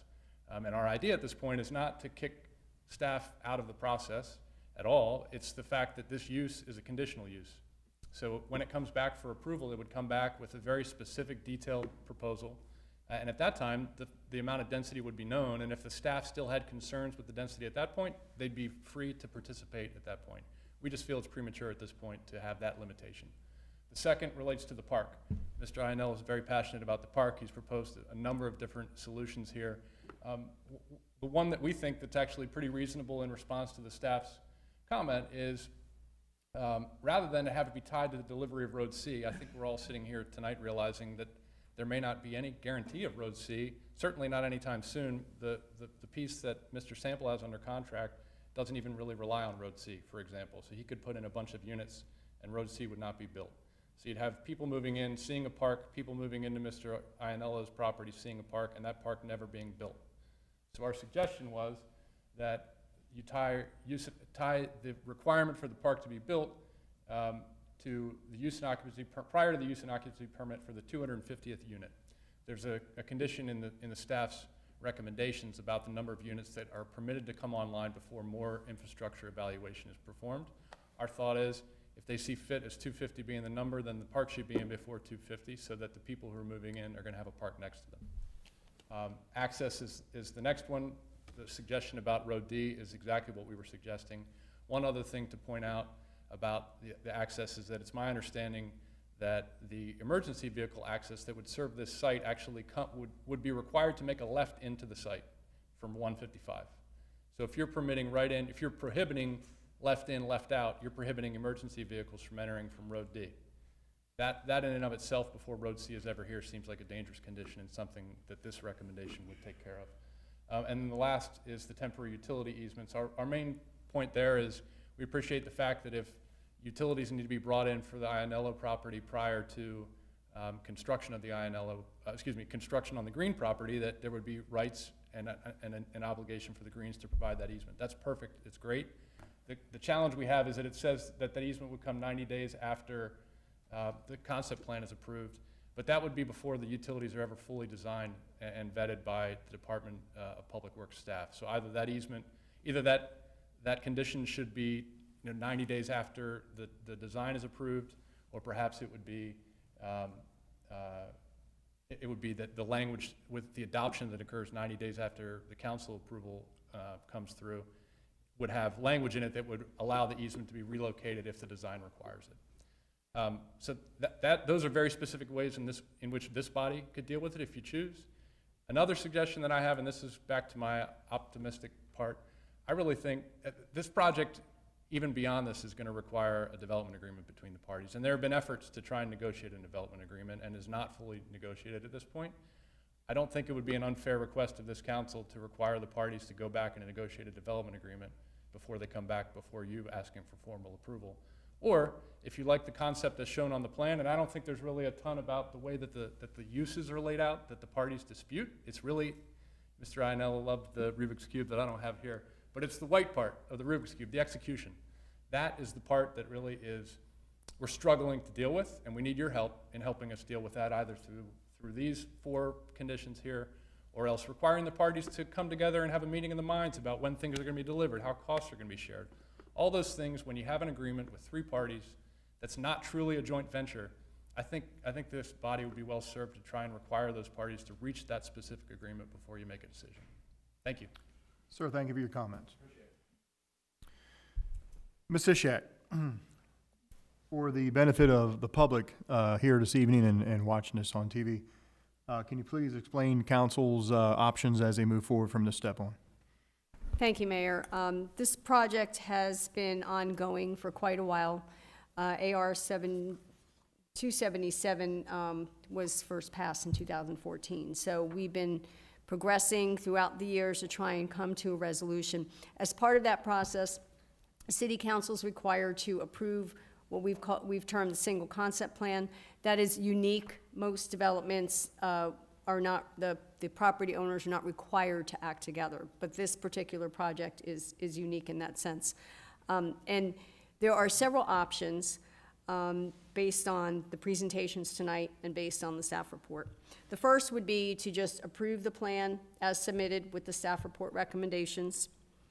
The second would be to ask the parties to go back, continue to work with staff, Shane Grimm, and others to try and work out the details to address concerns raised tonight by Mr. Ionello, and as well as any concerns that the Patron family may have had as well. We didn't hear from them tonight, but I understand they did send an email to Mr. Grimm. Another option would be a public work session where we take what's already been put in play here. And as Mr. Ionello stated earlier, there was an initial agreement to some of the basic components, and I do agree with Mr. Mudd. I think the parties are really close, and I think some of these minor things can be worked out, and a public work session might be a newer environment with which to try and iron out some of these remaining details. And then the fourth option, which I think would take the longest, and might not be in the best interest of all the parties, and that would be, the city council can always amend AR 277 to remove the single concept plan requirement.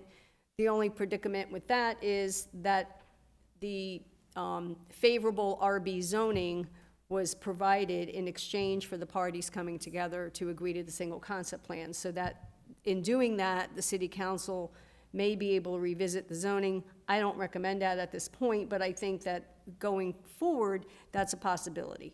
So I'm trying to give you all available options, and I think that those four are probably the most reasonable at this time. Thank you very much, Ms. Ishak. Dave, I think, wants to speak. And did you, Yeah, I did, but go ahead, Councilmember Martin, if you have something to say. it- I'm gonna call Mr. Grimm up when you're done, okay? it's fine.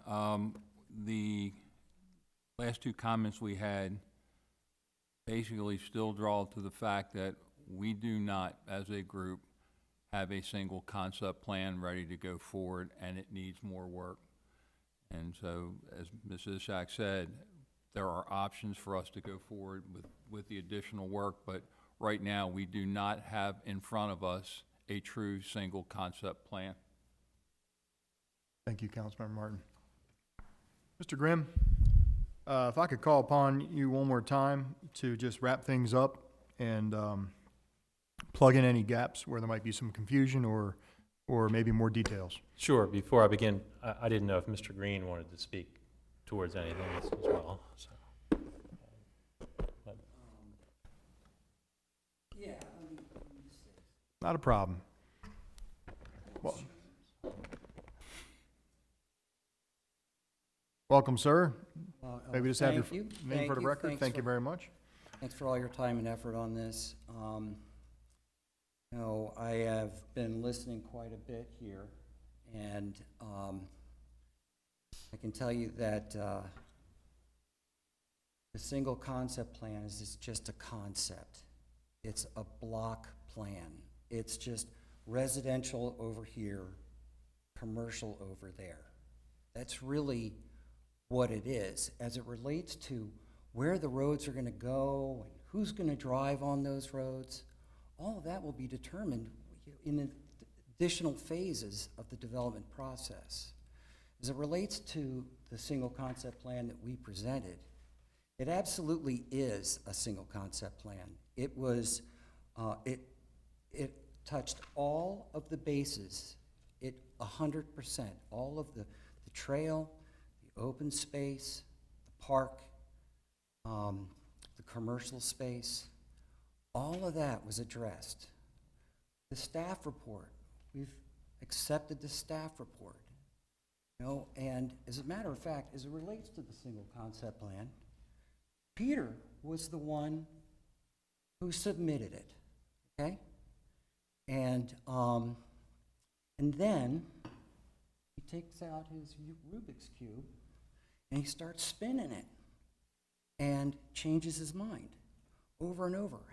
There's been countless different plans that he has sent to Shane, to me. Some of them, we had like 3 different plans in one day.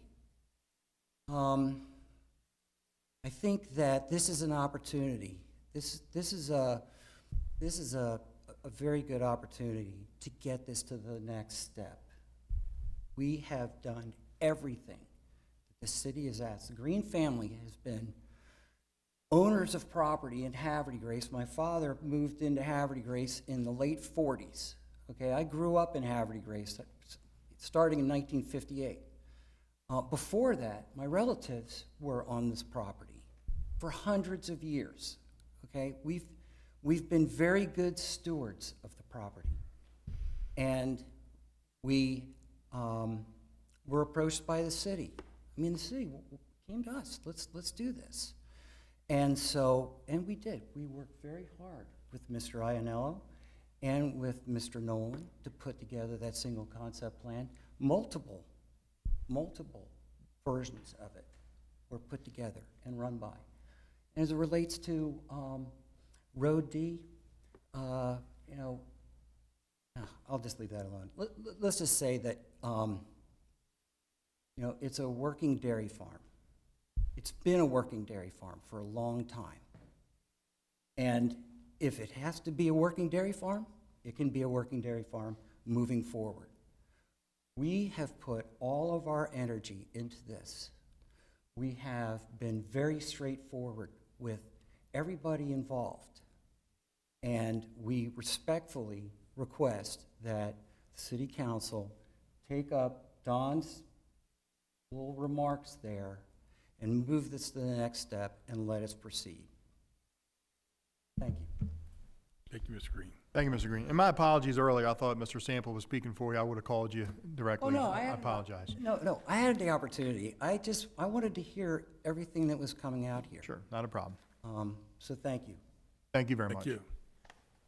Mr. Grimm?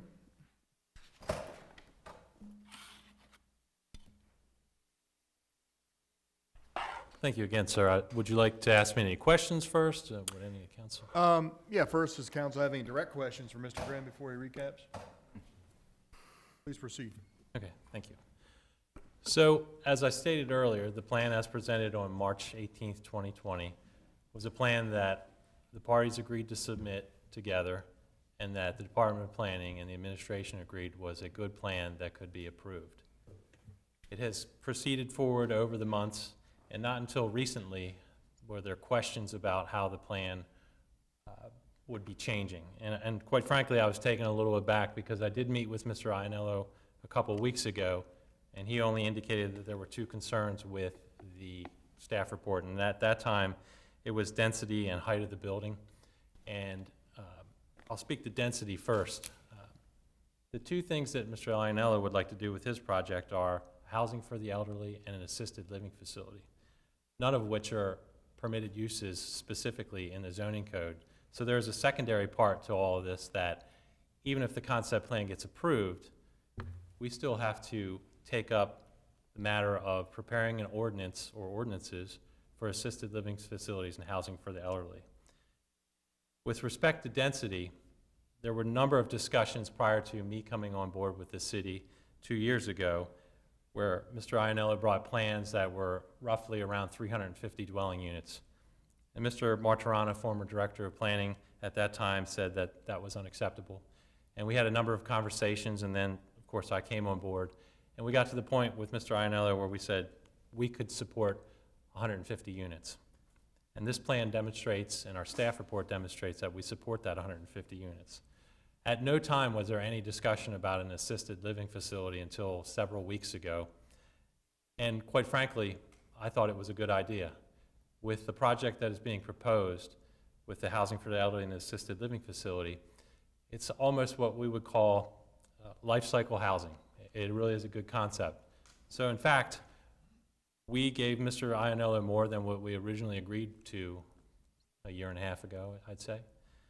And we're supportive of the assisted living facility. So with Mr. Mudd's comments about the density being premature at this time, that may be so, but we're going to be revisiting that density again once we have to do an ordinance or create an ordinance, and we'll be talking about density in that. So regardless of whether density is in the staff report or you accept it as your conditions, that will be discussed when we prepare an ordinance. With respect to height of the building, Mr. Ianello took exception to the staff report where we said that it should be limited to 3 stories. And the reason was because we wanted to preserve the context of the site. And I agreed to meet with Mr. Ianello out on site to take a look at it in person. And I agreed with him. And we changed the staff report to say no specific conditions on height. And so I was deliberating in good faith with Mr. Ianello for quite some time. And he indicated several weeks ago that he wanted to approach Scenic Manor, which certainly he has his right to do. And he had various different opinions of what he would like to do and make changes to the concept plan. I advised him at that time that the city's position was that we preferred for the 5-acre park to be centrally located within the project. He had 2 options, one which I said we would not support whatsoever, and then there was the option to utilize Patron for a park. And I stated if all the parties were in agreement and Scenic Manor folks wanted to see that happen, then certainly the city would consider that. But as you've seen, the Green and Sample team, they do not wish to revisit the park. What I will say is that with Patron, if Mr. Ianello desires to make that a park, he is free to make it a park. There's nothing that prevents anyone from making extra open space above and beyond what is in the annexation resolution. I can't say that the city council would accept another public park, but certainly that is his right. There's nothing preventing him from, on his own, if he wants to work with the Scenic Manor folks, to be able to make that open space, a buffer, a park. He can certainly do that, and it doesn't require any changes to the concept plan whatsoever. And with that, I'll say that I believe that it is a unified concept plan. It was submitted in the spirit and intent of AR 277. We all sat around the table in February. I'm fairly certain it was February 5th. And we all agreed, we're here. We've made it to this point. It's time to move forward. And we've been moving forward. Unfortunately, with the COVID pandemic, it's a little bit delayed. But we've moved forward with the spirit and intent of AR 277. And it's been somewhat challenging and frustrating the last few weeks. I certainly give Mr. Ianello credit for trying to work with Scenic Manor. But I think the department has been clear that we believe that this is the most appropriate concept plan and that it should move forward and get approved. I'm certainly amenable to any changes to the staff report. Well, I should say, we won't amend the staff report, but I'm amenable to talking about any conditions that you would like to put in a resolution if that's where we're heading towards. We can talk about individual conditions that can be modified or amended at any time. And the other point that I want to make is, with the concept plan, that is what it is. It's simply a concept plan. As Mr. Green stated, it's showing the general distribution of land uses in the road network. If a concept plan were to be approved, that is not the end-all, be-all. If at some point Mr. Green, Mr. Sample, and Mr. Ianello get together later and say, hey, you know, we think these changes might be better for the project, we can certainly revisit the concept plan even after it's approved. It's not set in stone. I've been doing this for 20 years, and I've seen concept plans go through many iterations. That's all I really have to offer right now. With that, I'll say, you know, you asked about next steps, and my next steps is to be on vacation the rest of the week. I second that. All right, well, before you leave on vacation again, Sure. a couple questions for you. I'm gonna start with Councilmember Martin. Mr. Grimm, one of the questions I have is public safety, and my concern is with allowing unlimited high-rise height, what can the Susquehanna Hose Company, their ladder company, actually support in fire suppression? That I do not have an answer for you right off the top. I haven't seen, and to kind of go back to the concept plan, I really don't know at this point even what they're proposing as far as height. But I can get you that answer, sir. I mean, that's a concern I would have. You know, I don't want to build something where we're requiring the Susquehanna Hose Company to, again, public safety, to go out and sit there and say we need a bigger ladder truck, or because they're huge expenses. And again, at the cost of public safety, it's paramount to the council. I can tell you that the zoning code in the RB district allows structures up to 80 feet. So when that was originally put in the code many years ago, I'm assuming that Department of Planning staff met with fire department at that time to make sure they could achieve that emergency access. Councilman Robertson? Thank you. So a couple things. I'm understanding correctly that a single concept plan does not equal a site plan, right? That's correct, sir. So we're approving the concept that this is what this area will look like. This is kind of how it's drawn out on a napkin, you know, and we'll finish the details as things develop and as ideas come out, and if we have to go back to our zoning laws and revisit those and everything to make them amenable to the parties that are involved. That's correct, sir. So it doesn't make a lot of sense really to have timelines encapsulated in a single concept plan as far as developing the infrastructure. Am I correct to understand that? Right. A significant amount of engineering needs to take place to figure out how to serve both properties. And you're not going to do the engineering until you have a site plan, or you're going to use the engineering to develop a site plan? Well, usually the site plan comes first, and then you develop the engineering from there. You have some basic engineering on the front end to make sure that you can move forward with your site plan, but final engineering doesn't typically come until you've gotten that approval of a site plan. So to me, Council President, it seems like we have a site plan that at least at one time recently, the parties had agreed to, and if I'm understanding correctly, Mr. Ianello, you would be amenable with certain regards and precautions taken into consideration, which we can do. My thought would be, let's have our work session to discuss how we're going to craft the resolution meeting this site plan so that we can accept the site plan, and so that the site plan, or I'm sorry, the single concept plan, and so that the site plans can later become developed as time progresses, and we can go ahead and get these projects moving. Yes. Would that be a fair assessment? That would be a fair assessment. Certainly, if you'd like to have a work session, I'd happy to attend. Just not this Thank week. you. Let me go with Councilmember Ringsacher real quick. He's next, and I'll come back to you. All right, I'm going to go real simple for you. Years ago when I started coaching football, little kids, I had to keep it real simple for them. And so I started using single wing offense. And I called it the cheeseburger offense because the name of the play is what you did. Cheeseburger. It's cheese and burgers, what's in it. So we had the number 3 man hit the number 2 hole. So we called it a 32 dive. This is a single concept plan. And that's what I've been trying to relay several times. Over and over again, that just like Jason said, Councilman Robertson, that this isn't the end result. This is just pushing forward with the idea so we can get to the next step. We're checking that box so we can move on.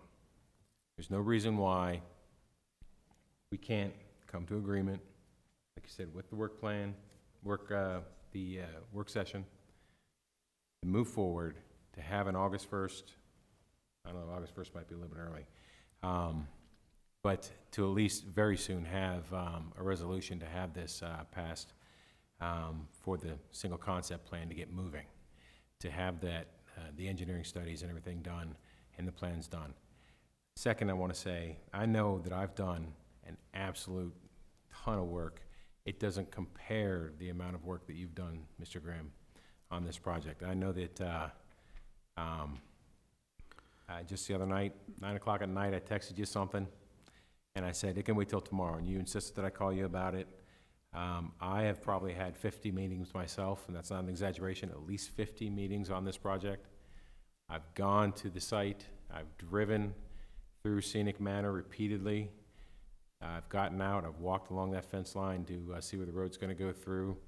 I have personally walked through those woods on the other side, been in those fields where the house is going to go, but it doesn't compare to the amount of time and effort that you've put in, and I do commend you for the hard work and dedication you've given to the citizens of Havre, because, you know, without, you know, honorable, hardworking, you know, government employees like you, we wouldn't be able to get, you know, such amazing, outstanding work from for our citizens. I do appreciate that. Thank you, Councilman Ringsacher. I should say that you know, Department of Planning staff contributed to the staff report and a lot of this work, and the administration as well. So it was a team effort to get to where we are now.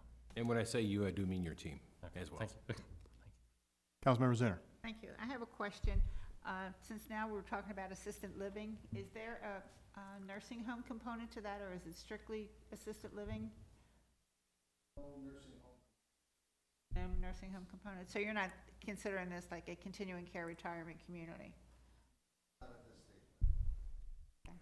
And would it not be less risky to go for the zoning changes now before you start development, so that you're single to have the assisted living? Since we don't have anything in zoning on the books, would it not be a less risky proposition for a developer to know that this plan, because if it's changed once, could it possibly change again? I would think it would give you some level of comfort if you had the zoning in place in advance. That's all, it's just a comment. This does not require what I would consider a zoning change. When I hear the phrase zoning change, I think of zoning district change or rezoning. That's not necessary here. It's simply crafting an ordinance that is specific to the uses that Mr. Ianello desires for his project. And that would have specific standards and requirements along with it that would then go into the zoning code so that when they develop, they would be required to meet those requirements. Thank you. I got one question. Council President? Just one quick question. Anytime you have a concept like this, from time to time you get misinformation. I received an email today about concerns from the Scenic Manor community that they had heard that on the Patron property, they were considering Brightview Assisted Living. And I'm not aware of any plans that have been submitted for Brightview Assisted Living on the Patron property at this time. Is that correct?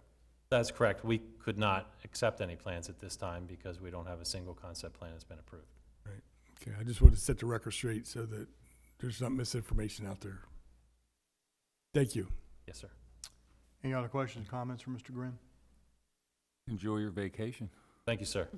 Thank you very much, Mr. Grimm. We'll see you shortly for your comments, director's comments. With that said, we still have, the time is now 8:51. We still have ordinances, some new business, director's reports, and comments from council.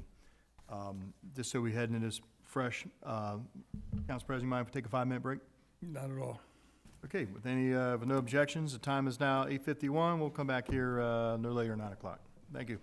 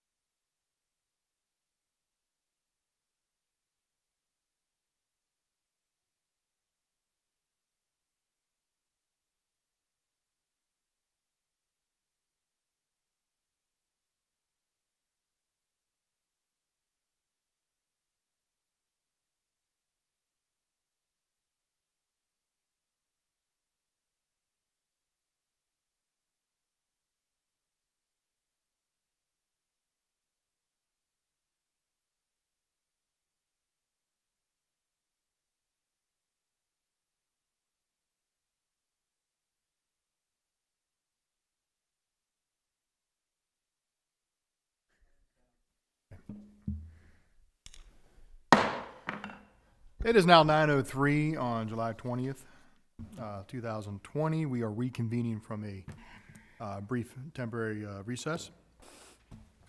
We're going to continue with our presentation. I'm sorry, not presentation. With item number 11 on our agenda. Item number 11 is resolutions. This evening, we have no resolutions. Item number 12 on our agenda is ordinances. This evening, we have one ordinance for a first reading and introduction concerning peddling and soliciting in the city of Havre Grace, and I'll refer to Councilmember Ringsacher for a motion. Mr. Mayor, Council, citizens.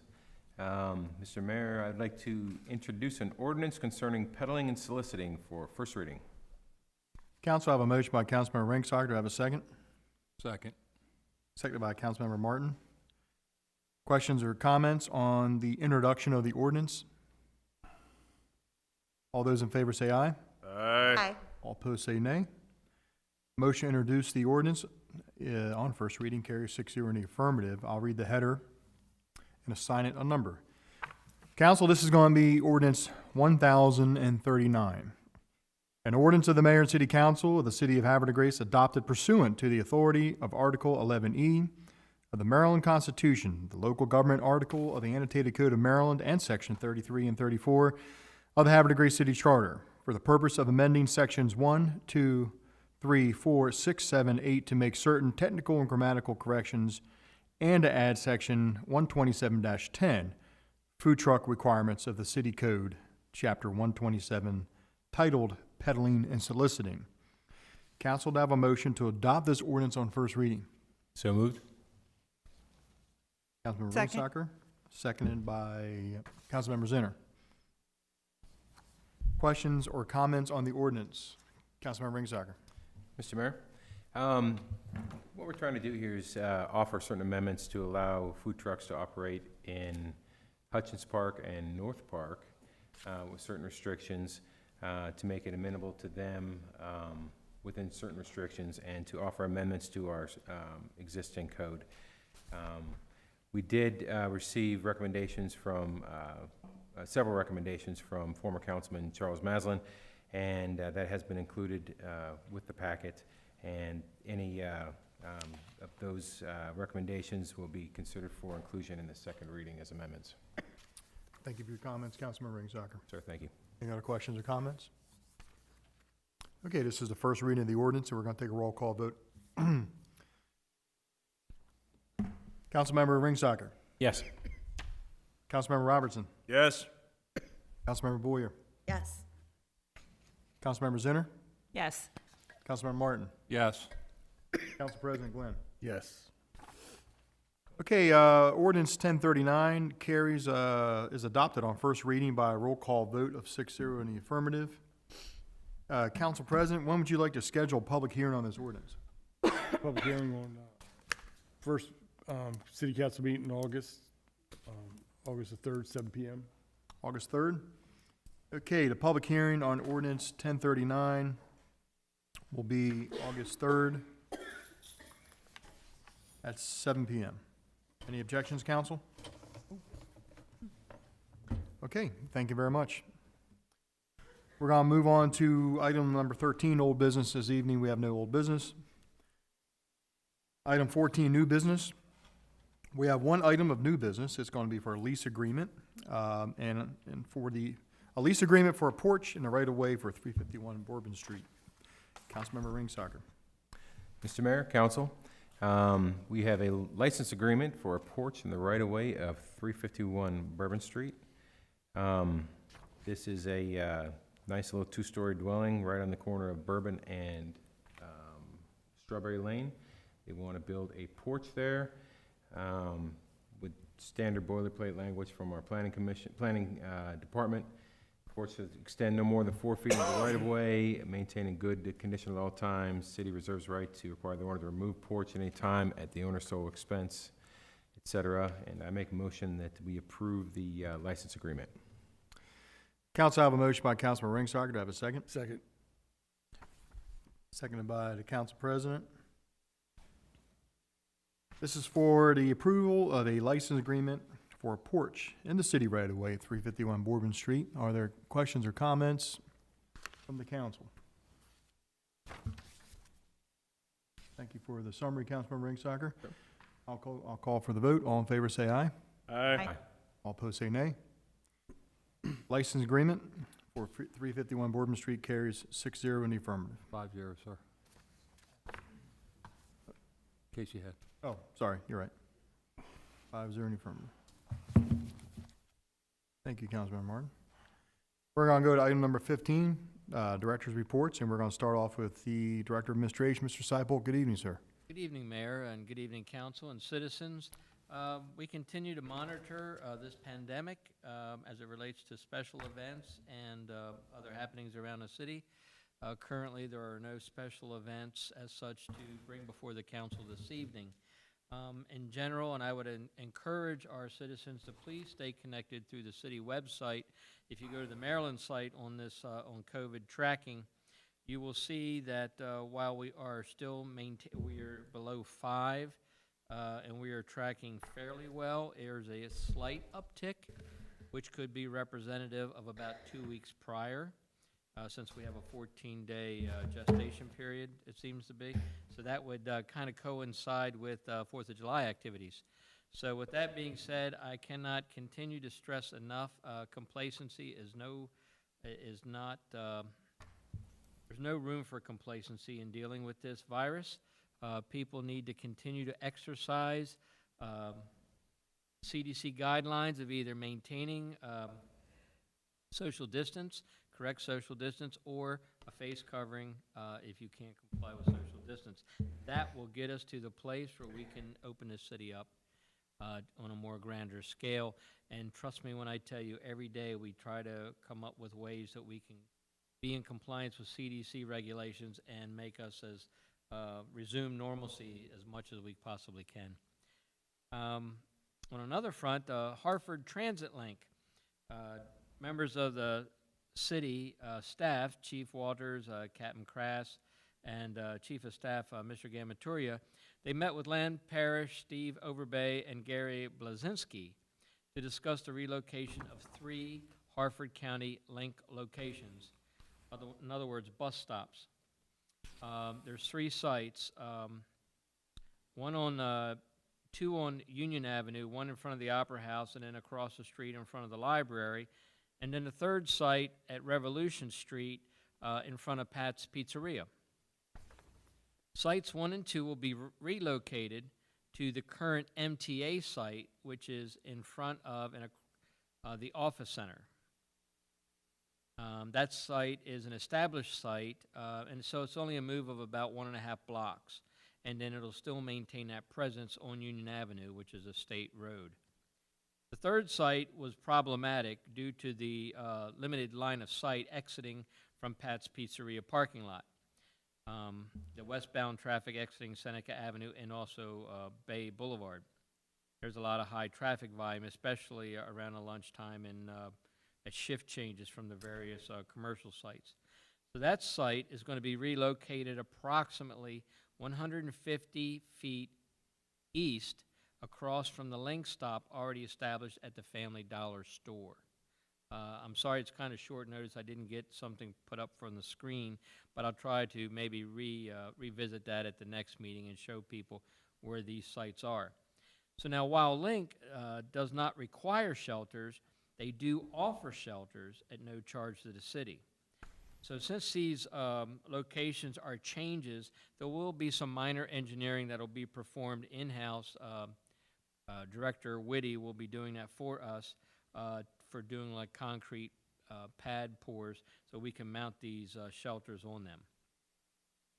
On another front, the motor vessel Summer Breeze have decided not to move forward with their operations this year from Hutchins Park due to COVID-19. So they will return, they anticipate returning in 2021. We look forward to their return.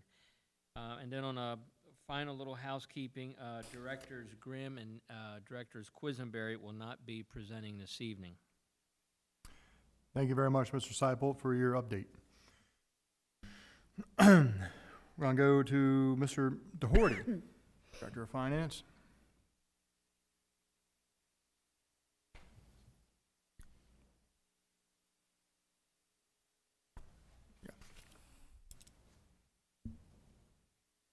All right, we'll get Mr. DeHorty in a second. Yeah, We're, he's- we're, we're gonna go, Probably thinking the other two. I would ask Chief if she can. not a problem. Mr. Woody here? Yes, he's right across the hall. All right. We'll bring in Mr. Woody. You might want to grab him, Patrick, he's sitting there. Hang on. Do you mind if I go fetch? Yeah, go grab him. Here you go. Oh, now we have Mr. DeHorty. Director of Finance, ladies and gentlemen, Mr. George DeHorty takes very good care of your money. Good evening, council, citizens, those folks at home. The financial condition of the city at this point, General Fund 1 is sitting at just under 11 million, thanks primarily to an $8.8 million billing for property taxes that starts the year. I caution you, we've collected about 700,000 of it, so the rest is in receivables, so can't quite spend it yet. And as of right now, the beginning balance is about $1.4 million ahead of schedule. But again, I caution you, we've got a lot of work to do to close out the books, and this will likely go down dramatically. But as of right now, that's the situation. In Fund 9, the fund deficit is at 1.7 million, but it has increased 565,000 so far this year. The operating profit's about 455,000 of it, and we've already collected about 110,000 in capital cost recovery fees so far this year. So that's all good news. Much like the Fund 1, I caution about the fund deficit. I expect it to the deficit to reduce, the fund balance to increase, because we've got a lot of major accruals with the first quarter billing for the water sewer services that has to be done to close the books. I think last year that equated to about $900,000. So I'm expecting big changes to that balance, just so you're aware. Fund 8 is right now staying at about $865,000, which is pretty much where it started the year.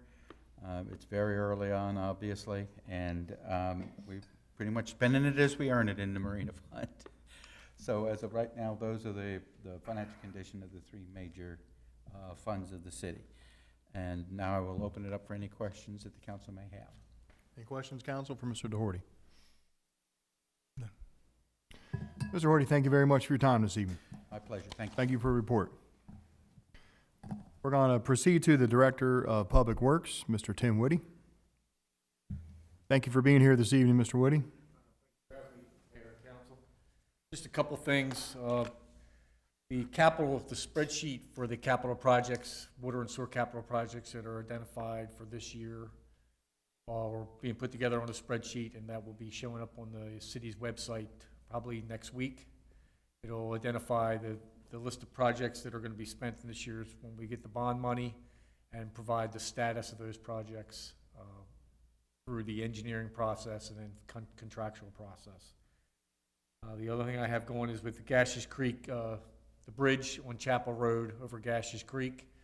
I have initiated the process by which Baltimore Gas and Electric Company, well, to backtrack a little bit, is in order to repair the bridge, I have to remove two utilities out from underneath the bridge, which is the water line, 12-inch water line in the city, and Baltimore Gas Electric gas line. It's also was located underneath the bridge. So I've initiated the application process for that relocation of the gas main last week, and this week we're sending out a request for proposal for the contractors to relocate the water line. Those funds will be taken from a fund that was put together, contributed by the Scenic Manor developer. So we'll be using those funds for this utility relocation for both the gas line as well as the water. That's all I have. Any questions? Any questions for Mr. Woody? I have a question. Yes. I was asked this week by some citizens who live on Freedom Lane, what is the plans for repaving some of the lanes? Is there? The projects have been identified, and we're working. That list has been provided to the mayor, and we're going to go over that list shortly and announce what projects we're going to be moving forward with the lanes, as well as the road projects. I couldn't hear Councilmember Boyer's question. Was it about paving? Paving the lanes The on lanes, Freedom. Oh, the lanes, yes, yes. So I've identified those projects. There's a number of projects actually that are, to be honest with you, are a little worse than Freedom Lane. We have one that's actually an unnamed lane between Evonics and Fountain Street, 223, 225 Fountain Street, which is in very bad shape. It's stone. And I identified that, Mayor, as well as improvements that have to be done on Girard Street. There's an actual paper lane behind there, and there's a grading issue and flooding that's occurring back behind there. So those are actually the two top lanes that for this year's, where the funds are going, actually solve those issues. Both are severe drainage issues. But I have provided the mayor with additional lanes and paving streets, and we're going to go. So the information will be posted up on the city website? That's the answer? What's that? The information will be posted on the city's website in the next couple of weeks? Yes. Yeah, and we can revisit it too, because, if you notice in this year's budget, we had about half the money we normally have in paving, but we're still gonna get about the same amount of paving done. BGE actually is starting on Stoke Street this week, right? Right. Well, they actually they actually did Fountain, started on Fountain actually, and those Okay. areas, but they've been working, yes. And they'll be on Stokes next. So like, so again, what BGE is doing is they're laying gas lines, replacing old gas lines throughout the city. And we, again, we have, for a couple of years now, we've had a really good working relationship with Baltimore Gas and Electric. So they'll come in and instead of just digging up a 3-foot wide strip and just paving a 3-foot wide strip, they're actually paving half the road completely wherever they're paving. And so what we're doing is we're kind of following behind them and paving the other side. So we're getting just as much paving done for half the price because BG's paving the other half. But our paving schedule is kind of locked into their gas line replacement schedule. But I mean, all the roads that they're hitting downtown are old roads that need to be paved. So when it comes to lanes, there's a couple that we identify that are extremely problematic that cause flooding and drainage issues. But if we have any more extra funding, we can start looking at other lanes because we have paved some lanes in the last couple of years, and lanes are the things that I really want to get at because most of these lanes haven't been paved since the 70s or 80s. And so we can have that discussion and look to see where the funding falls out after BG is done. And we do have that CDBG money that we're actually looking to apply as well. So I have that money. I do have some state funding that I can also apply. So there's some other avenues that we have that we can apply to some of these other lanes. I just have to be able to prioritize the worst. Right. And so I think you're aware, there's a couple of places where there's pretty significant potholes and there's loose gravel from a repair that had been made. And some of that, I guess one of the things that we look at is I look at the overall road, and if I can, like Tidings Road, we didn't pave the whole road last year, but we patched it. We took the severe, and that's something that we could look at as well. So I have to allocate, the mayor and I are going to sit down, we have to look at the funding, how we can allocate certain funds, and then I can develop a game plan as far as maybe this road is just going to be a patch for, I'll just do a patch job on this lane, maybe resurface Does somewhere BGE else. go down any of the lanes? What's that? Does BGE No, they do lines not. now? They stay with the roads. No, there's no lanes. There's nothing going down the lanes. It's all So the down. houses that are on the lanes don't have gas? There's no lines that I'm aware of that are going down the lanes that they're repairing. I've never seen any gas valves. They may come in from another direction maybe, I don't know. But I don't think I recall ever seeing a gas valve on a lane. I'm not sure, but I'll nothing ask in their 'em. program. In all the years that we've been working with them, and this is like the third year, they've never trenched a lane. Okay. Council President? The work at Gashies Creek, any impact to Scenic Manor community? There will be no impact. Actually, what we're doing as part of that project is we're actually extending the walk down for future connection and get it up the Chapel Roads, but there will be no, other than, detours once the bridge construction comes about, but there will be no significant impact to Okay, Scenic. good. Thank you. Thank you, Mr. Woody. All right. Appreciate your time. You're welcome. Thank you. Thank you for your questions, Councilmember Boyer. We're going to call in the Chief of the Police Department. Good evening. Back. Thank you. I just want, every year we participate in a wonderful campaign called National Night Out. And if you're not familiar with National Night Out, I hope you are, because National Night Out has been around for over 36 years throughout the entire country, U.S. territories, military bases. And what that basically does is National Night Out brings the community, law enforcement together, and we get people out of their houses. They get to know their neighbors. If they're brand new neighbors, we want them to come on out. And we work with the community. We put on every kind of special event that you can think of. We've done demonstrations, canine demonstrations. We've done demonstrations with the equipment. We've done big block parties. You name it. We've even done community meetings. Here in Havre, we have two organizations that usually do National Night Out, where they get pretty good turnouts, and that's OPEC, and Dr. Jaffe has a lot to do with that, and also the Housing Authority. It's wonderful. It really, really is. We do a lot more with the Housing Authority also, beyond just National Night Out. We do their summer jam. We do the spring cleanup. We do a lot with that community. But the idea, again, behind that is that everybody's coming out, everybody's interacting, everybody's having a good time, but mostly you get to know your neighbors, and also you talk, you communicate, and you figure out what is going on in your community and what you can do to help the police to make it a much better and safer community. Now, I tell you all of this because National Night Out is usually the second Tuesday, yes, that's right, the first Tuesday, of August. This year, however, because of COVID-19, they are suggesting that it be pushed back to October, I believe it will be October, the first, I think it's going to be October the 6th, which is the first Tuesday in October. So, so if anybody's planning National Night Out for this August, that's fine. Please let us know. We will be there. But like I said, but National Night Out is actually recommending that we postpone it until October. So that's what we're planning to do, but if people still want to do it in August, we just need to know about it. So, and that's really it. Thank you very much, Chief. Appreciate the update. Any questions for the Chief? Have a great evening. Thank you. You too, sir.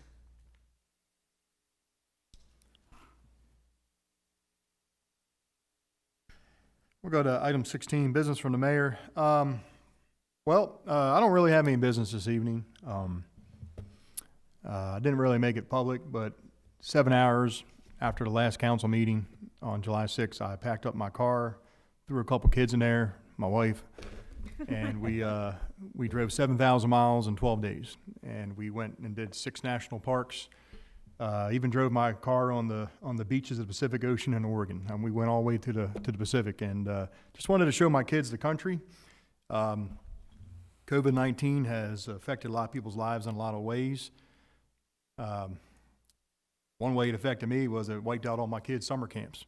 They didn't have anything to do, and my schedule, other than being at City Hall every day, my public schedule has been cleared. There's no events, so we did that. And so we got back late last night. So I have no business because I haven't been around. So, but my staff has spent 4 hours with me today preparing me for this meeting, so I'm up to speed on things. With that said, if there's anybody watching this that emailed me over the course of the last 2 weeks and you got a bounce back email, I'm getting all my emails done soon and try to get everything back together. But I do want to report one thing, that 3,000 miles from coast to coast, it's a big country. And if you went 3,000 miles in the other way, you'd be in Europe. That's how far 3,000 miles is. But to drive across this country and to see so many of our fellow citizens of this country, especially in times of just 2020 has been crazy. You know, just with different things, with the virus and unrest and things like that. America's good. America's good. I mean, people are working on their farms. People are working at the gas stations. You know, they're moving on with their lives. The kindness of strangers of this country is something that can never, ever be underestimated. Whether you find yourself in Ohio or Nebraska or Utah or Wyoming or back here in Maryland, America is good. You know, it was very inspiring to make the trip. So I was glad to do it. It's been a while. It's been over 10 years since I've done the trip. And, you know, like I said, it's a big country, ladies and gentlemen. It's very inspiring to come back here to the city of Havre de Grace after seeing so many other towns and municipalities across this country, you know, care about their people as much as we care about our own people in the city of Havre de Grace. And I've learned a lot. You know, I've talked to my staff today about some of the things I've learned and some things I saw in other cities. You know, no, there's always a better way to do something. That's my philosophy. There's always a better way, and you can learn from other people. So that's all I got to report for tonight. I went away on vacation. If you're waiting for an email response from me, I'll get to you this week. But with that said, thank you very much for your patience. Council President, thanks for filling in for me as acting mayor these last 2 weeks. It was easy. I know he's got a couple more gray hairs on you, so I'm not going to ask you where he got them from. But yeah, you did a great job. I appreciate the communication. And literally, seriously, I was really out of cell service for a couple days. You would think places like Oregon and Washington being like a tech-savvy state, you know, like Seattle's like, but once you get into Cascade Mountains and the Bitterroots and like route, you know, Grand Tetons, Yellowstone, there's zero cell service. Zero. I call it fake cell service because you look at your phone and there's like 3 bars, but you can't make a phone call. I don't know what those 3 bars are all about. Maybe, I don't know. But it's a blessing and a curse. But you did a great job. I appreciate everything you've done for me and preparing for this meeting. So with that said, I'm going to jump to Councilmember Ringsager. Mr. Mayor, welcome back. I don't know how to follow that. We just said that how awesome America is. There's not much else I can say. I do like to report that your garden is in good condition because I spent almost every waking hour making sure it was watered and well tended. So your garden is in good condition. His peppers, we're both growing Tabasco peppers because we want to try to make our own Tabasco sauce. That's how cheap we are. So those Tabascos in this heat, you literally have to water them like twice a day. So the garden is looking good. And speaking of gardens, every morning I go out and get my coffee and I drive downtown and I always see people in the community gardens out there working in this heat, and I just I got to commend those you know, the workers out there, the citizens of Havre de Grace out there putting their time in for their community because they just donate the food. It's not like they're bringing the food home. They're growing the food for donations, and they're out there in the heat every day doing what they love for their community, and it's great to see. I'd like to talk about parking at the yacht basin down in Tidings Park. You know, parking down there is at a premium, and I know that a lot of the issue isn't necessarily residents of Havre de Grace, who people might not see here, but some of the issue is residents of Havre de Grace. We have some issues where it's really tough to find a place to park, and we have people pulling a trailer will pull across the parallel spot, not the parallel spots, the pull-in spots, and block sometimes 7 spots with their truck and trailer, because that's what happened this past week. Don't do that, please. Find somewhere to park up on the street if you have to, I don't know. But, you know, be considerate of your fellow citizens. You know, try to take up 1 spot. If you have to use a pull-through and take up 2, you know, I guess we'll deal with that. But 7 is, you know, unacceptable. Please be more considerate. So, I'd like to say that I was dismayed to learn by the decision by outside forces to change the Warrior mascot.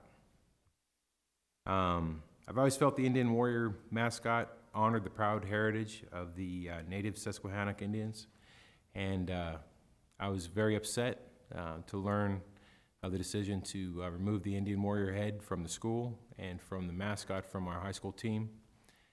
It's something that I just learned about and everybody here on council learned about. I don't agree with it. I personally feel that it was honoring the heritage of the proud Native American people of this region, and I am Warrior proud. Thank you, sir. That's all I have to say. Thank you very much for your comments, Councilmember Ringsager. Councilmember Boyer. Thank you. I'm just going to have really short remarks. I'm having a bit of an asthma day today. The Green Team, we had a board meeting this past week in regards to the community gardens. I want to let everybody know that every one of the gardens this year is full, and in fact, we have a waiting list from people who would like to participate in the community gardens, which is a great thing. All projects of the Green Team are moving forward in a positive manner. Great things they're planning. There was something that I just want to bring up just for awareness and maybe even maybe provoking a future idea of either somebody on the council or even a member of staff. They were talking about it'd be nice to have some type of family-friendly bike lane within the town. I don't know if you've noticed, but since COVID, a lot more people are riding their bikes, are bringing family groups into town, riding their bikes through town. And this was brought up as a bit of conversation and discussion, and part of the trails network that they like to identify for the green team was, wouldn't it be nice to have a bike lane or something within the town that would be a safe way to ride your bike through town. It is technically illegal to ride your bike on the sidewalks, just so you know. So with kids, especially Union Avenue, as a more difficult place to ride. Just a food for thought. I don't know if something that could be done in the future, or maybe we can identify another roadway that would be good for a bike lane, but that was just something that was brought up. And finally, for the green team, they're in need of volunteers to take leadership positions. We're going to have some people retiring from leadership positions in the next couple of months. So it's a great opportunity for people to step up and help out with community gardens, especially the garden at on Seneca Avenue, and the Heirloom Victory Garden as well. And finally, the Twinning Association is going to have a meeting on the 27th, or not 27th, the 22nd at 4 p.m. I believe it's going to be a virtual meeting. I don't have all the details, but if you would like to participate, the information will be on the city's website. That's it. Thank you. Thank you, Councilmember Boyd. Councilmember Zinner, good evening. Good evening, Mr. Mayor, council, citizens. I just want to start by saying that the Historic Preservation Commission has some current openings for 3 new commissioners. This past week and a half, we had resignations from Mr. Ron Browning, who is the chair of the commission, Ms. Judy Plitt, and Ms. Darlene Purry. Together, these individuals have put in approximately 50 years combined in terms of volunteer service and stewardship to the Historic Preservation Commission. Mr. Browning, after approximately 23 years, is now going to focus on the Historic Preservation Foundation. This has been a vision of his for many years, and it's come to fruition within the past, I would say, about 18 months. And that with the help of the other commission members, this became a reality. I see this as an excellent opportunity for Mr. Browning to focus his energies on the foundation and to complement his leadership, to complement whoever the new leader of the Historic Preservation Commission is. I think working together, these two organizations can focus on different tasks with different outcomes and goals. So I just want to wish everyone who is departing the commission a great deal of luck, and I know they'll still be involved in historic preservation in the city of Havre Grace because it's very close to their heart, and they have spent many years in the service of the city for this. So if you're interested in joining the Historic Preservation Commission, please contact Risa Laird at City Hall and request an application to complete with an outline of your interest and any experience you might have in architecture, historic preservation, buildings, etc. And we would welcome the opportunity to read those applications and hopefully find 3 interested parties to take the place of the 3 who have resigned. The other thing, I always like to talk about the census. So I just want to remind everyone the deadline is October 31st. So as of today, Hartford County is 3rd in the state in total response. And Havre Grace is 31st among 158 municipalities. So we are in the top 20% of total responses. We have a 71.8% response rating. And for the 2010 census, we had a 71.9 response rate. So we're only 1 0.1% off of the total response that we had for 2010. So I know everybody out there who hasn't filled in their census or completed their census either through mail or on the internet. I don't know if there has been any personal contact yet because of COVID, but we have a chance to move up in this category and also to do better than we did in 2010. So again, October 31st is the deadline, and I hope as many people as possible will be able to comply with the 2020 census this year. That's all I have. Thank you. Thank you very much, Councilmember Zinner. Councilmember Robertson? Thank you, Mr. Mayor. Good evening, ladies and gentlemen here and at home.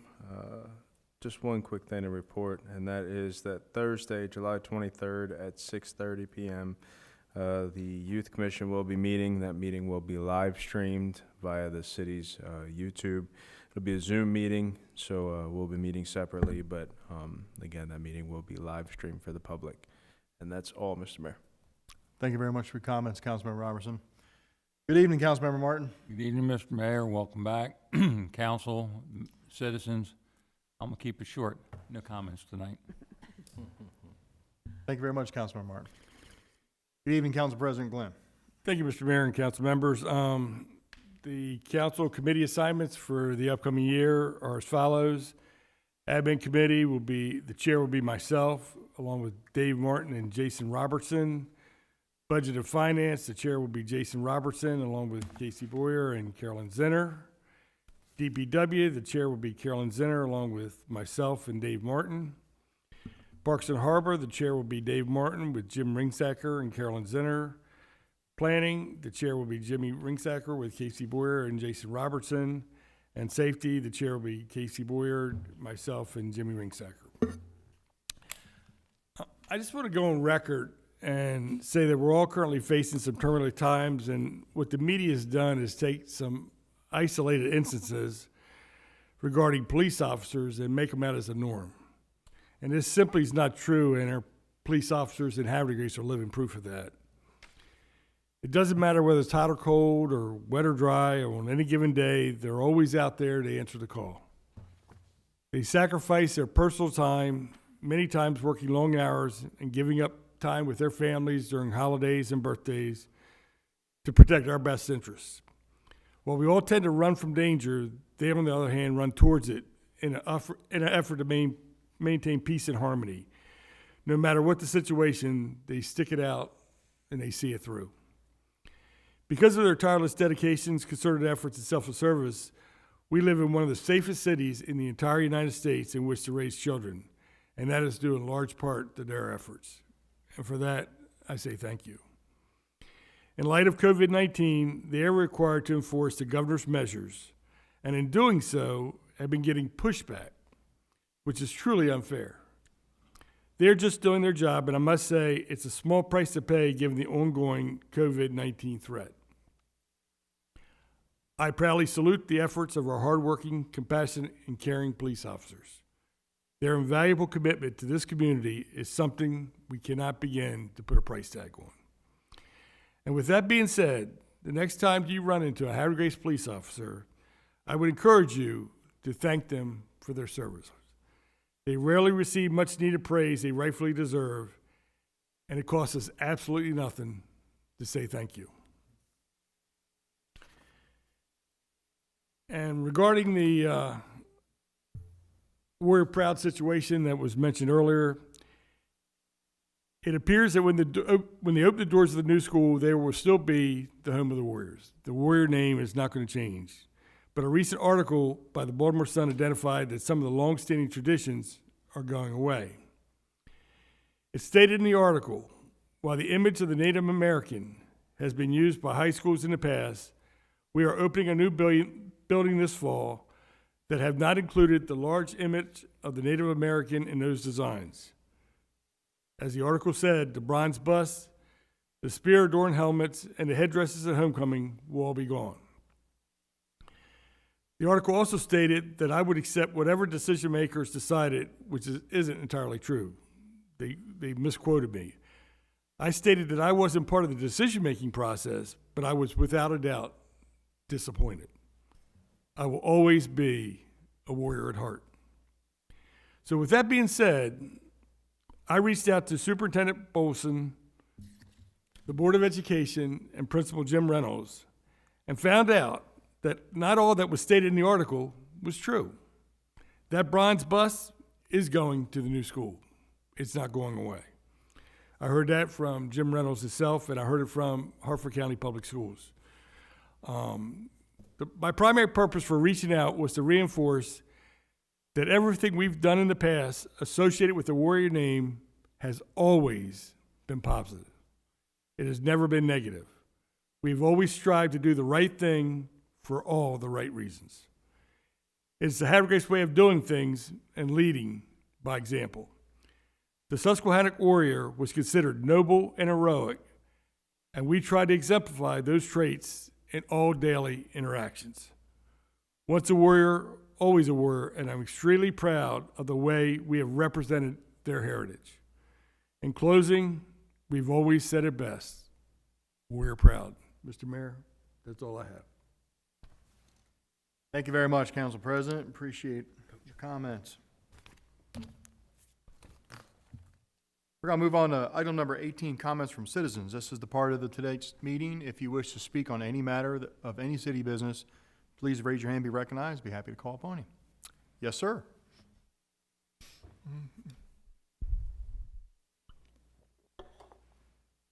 Good evening and welcome, sir, to the City Council meeting. May you please have your name and address for the record. Good evening, Mr. Mayor and members of the City Council. My name's John Lee, 437 Battery Drive, Havre Grace, Maryland. Welcome. Thank you.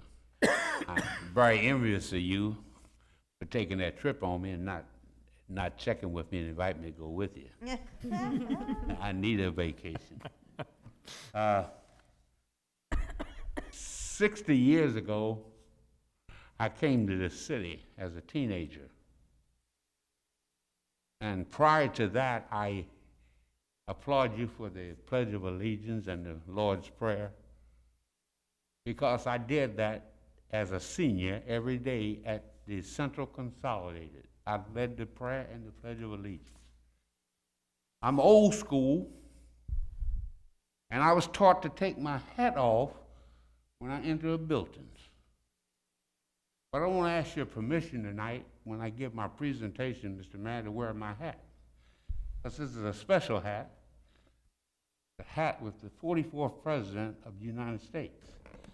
And I thought in my lifetime I never would see an African-American president, black person, somebody that looked like me.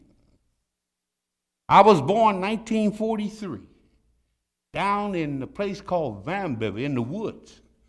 Not at Hartford Memorial, in the field. I come a long ways. I came to Havre Grace as a teenager, 17 years old. Next month, the Lord's willing, I'll be 77. And I've seen probably about 13 mayors in this city. I came here, I think Mr. McElhenney was in there, then Van Cherry, and I know all the mayors there. Loebline, Carreri, Hutchison, Dr. Hurst, my friend David Craig, and Mr. Martin. You came to our church and made a presentation. Joe left. Joe's a friend of mine. I came to this council 18 years ago. I got a friend of mine. Come on, AJ, hold that picture up. I came here 18 years ago and stood right here at this podium. And a picture, hold both of those pictures up for me. A picture's worth 1,000 words. I don't know you gentlemen, I want to congratulate you on, I spoke with you election day. Some of you, boy, yeah. I didn't know you, but that doesn't really matter whether I know you, but I want to get to know you, and I want you to get to know me. come to my community. I've been in Battery Village for 44 years, one of the oldest developments left here in Havre. 10 years on Locust Road, 44 years out there. But this picture here, not this one, son, turn that over. I want that one too, but I want to show you this. This is when I came to the council. Here's the book that I wrote on Dr. Williams. I had it right here. And 18 years ago, I gave a presentation about, this is our city too. Havre Grace says, I'm not a native here, but I've been here a long time. But I made the presentation, and I was interrupted at this public meeting. It was a disgrace. And my friend David Craig was the mayor. The Honorable David Craig was the mayor. Chief Walter was here. Barbara Ferguson and Cullum, Joe. They was all here. And I vowed that I would never come back to this council again. I got interrupted here at a public meeting because I was talking about the great accomplishments that we've done in this city. We had lawyers, doctors, teachers, morticians, great people that put their blood, sweat, and tears in this city. I met with two of my good friends before coming to this meeting, Tony Mioli and A.J. Fair. Tony Mioli gave me a job working at McDonald's. I was the only black manager at McDonald's. And Steve Gamatori, I gave him his first job. There he is back there. I gave him his first job. He came to my church and made a presentation. So I'm amongst friends. But I vowed not to come back to this council. That's the way I was treated. But a couple good friends of mine, they're gone now. They were my mentors. Council president knows one of them, Wardell Stansbury. Absolutely. Not only that, the great Bernard James was a good friend of mine. Mentors, they told me, Lee, we want you to be a part of the solution, not the problem. I want to be a part of the solution. So I want y'all come to my community. I'm here to talk about something, not so much about the community, but I want to bring that up. But there's two projects that I'm involved in. I had a rough year last year. I lost my wife of 53 years and my daughter. I buried my son. I buried my whole family. But I found some therapy here. And I want to honor our great leaders that have gone on before us. And on the 22nd of August, I'm having a salute to our veterans at the American Legion in Aberdeen. Post 128, 44 Park Street. And these guys that I'm honoring are people that I knew, my former pastors, the bishops. I was under Bishop Johnson for 6 years, tutored, and under Bishop Alfred for 55 years. He was born in 1897, World War I. Charles Johnson, born 1895, World War I. Right here in this city, they were a part of it. Their church is celebrating 96 years of anniversary. I want to honor them, World War I veterans. I have their pictures, getting proclamations.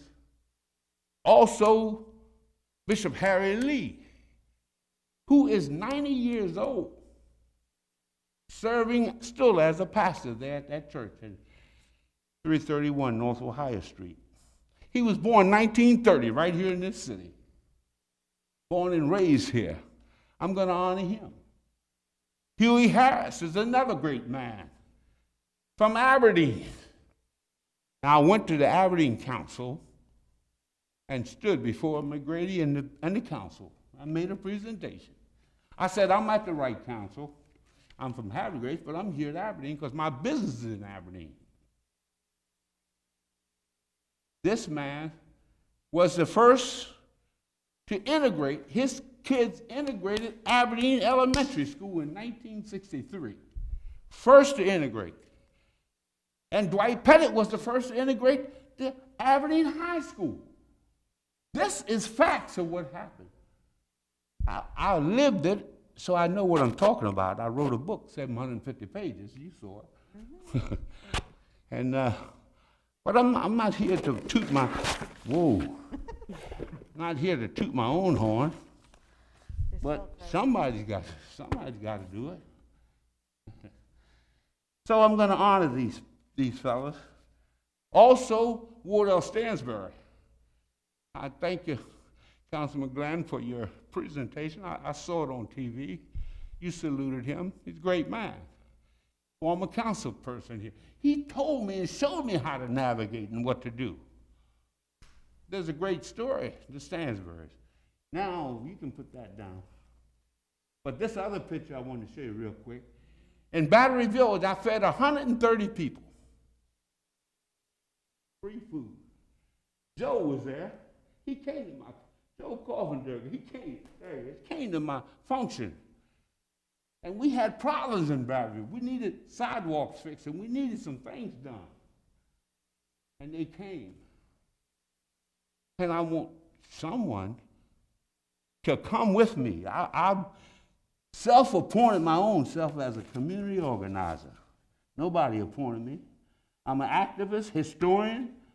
I'm an author. I wrote 3 books. And I'm a minister. So I want you to come and walk through the neighborhood with me. What's wrong with it? We've been there 44 years. We got some problems out there. But I want to get back to this. Mr. Mayor, I want to ask you and the council members to support me in this project. I'm going to give you some information tonight, and early part of the week I'm going to give you something so you'll have, I want proclamations from the city. I've done this before. Aberdeen is giving me proclamations. The county executive has supported me 100%. He's given me 6 proclamations. I got to get the information to him.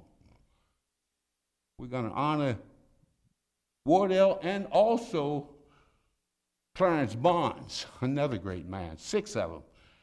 World War I, World War II, Korean conflict, Vietnam, and all the veterans we're going to honor, but we're going to give them plaques and proclamations.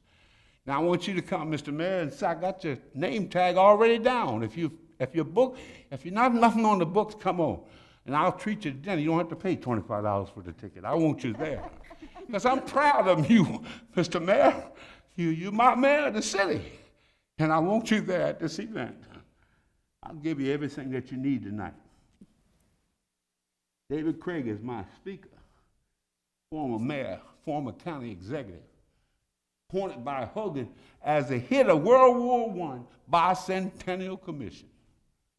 He's a friend of mine. Talked to him on the phone. Folks said, you can't talk to David Craig. Don't tell me. I got his cell phone number. I talked to him. When you tell me I can't do something, I'm going to do it. You just stirred me up.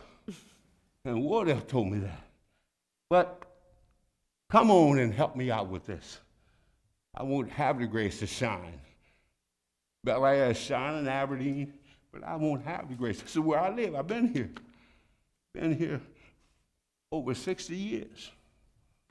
Now, on the, you can put that down. I want the other sign up here. On the 29th, bring both of those posters here. 29th please. of... On the 29th of August, I'm having another event, but I want to show you this, Mr. Mayor. This is the poster I put together for our military. I got all the pictures on there. Put it together. I'm going to have to get it made up. And World War I, World War II, Korean conflict, bronze medal. We had them coming from Havre Grace. U.S. military tour of duty, blacks in Havre Grace. Did some great things. So I'm going to give you the information tonight. This other chart is for for Councilman Glenn, Council President. I put this together with you in mind. This is honoring my friend Wardell. This is great history for Havre Grace. You got a block here. This is all the history. Dr. Calvin, first black doctor. George Stansburg, 1850. Tyler Jackson, they kept it going. Doctors, dentists, morticians, teachers, educators. Dr. Percy Williams was the highest ranking educator in this State Department of Education. I wrote the book on him. I'm trying to get the school now, change the name. That's a fight you might have to help me with. It's gonna be a hard fight, but I'm gonna get it done. We saved the school. I came here and asked the city to embrace me, to save that colored school. 18 years ago, 2002. And the man stood up and said, we don't want to hear no more this tonight, right here at this meeting. But I want to say to you, and you already know it, we have the school. It is a colored museum over there. And I'm proud. Whatever this city did to play your part in getting that, I appreciate it. Because now we have some place to put our stuff in. I call it stuff. What is our artifacts? I got over 150-year history. And you appreciate it, Mr. Martin, because you know history. But that's that. On the 29th, we're having a back-to-school giveaway at Festival Park. Back-to-school giveaway.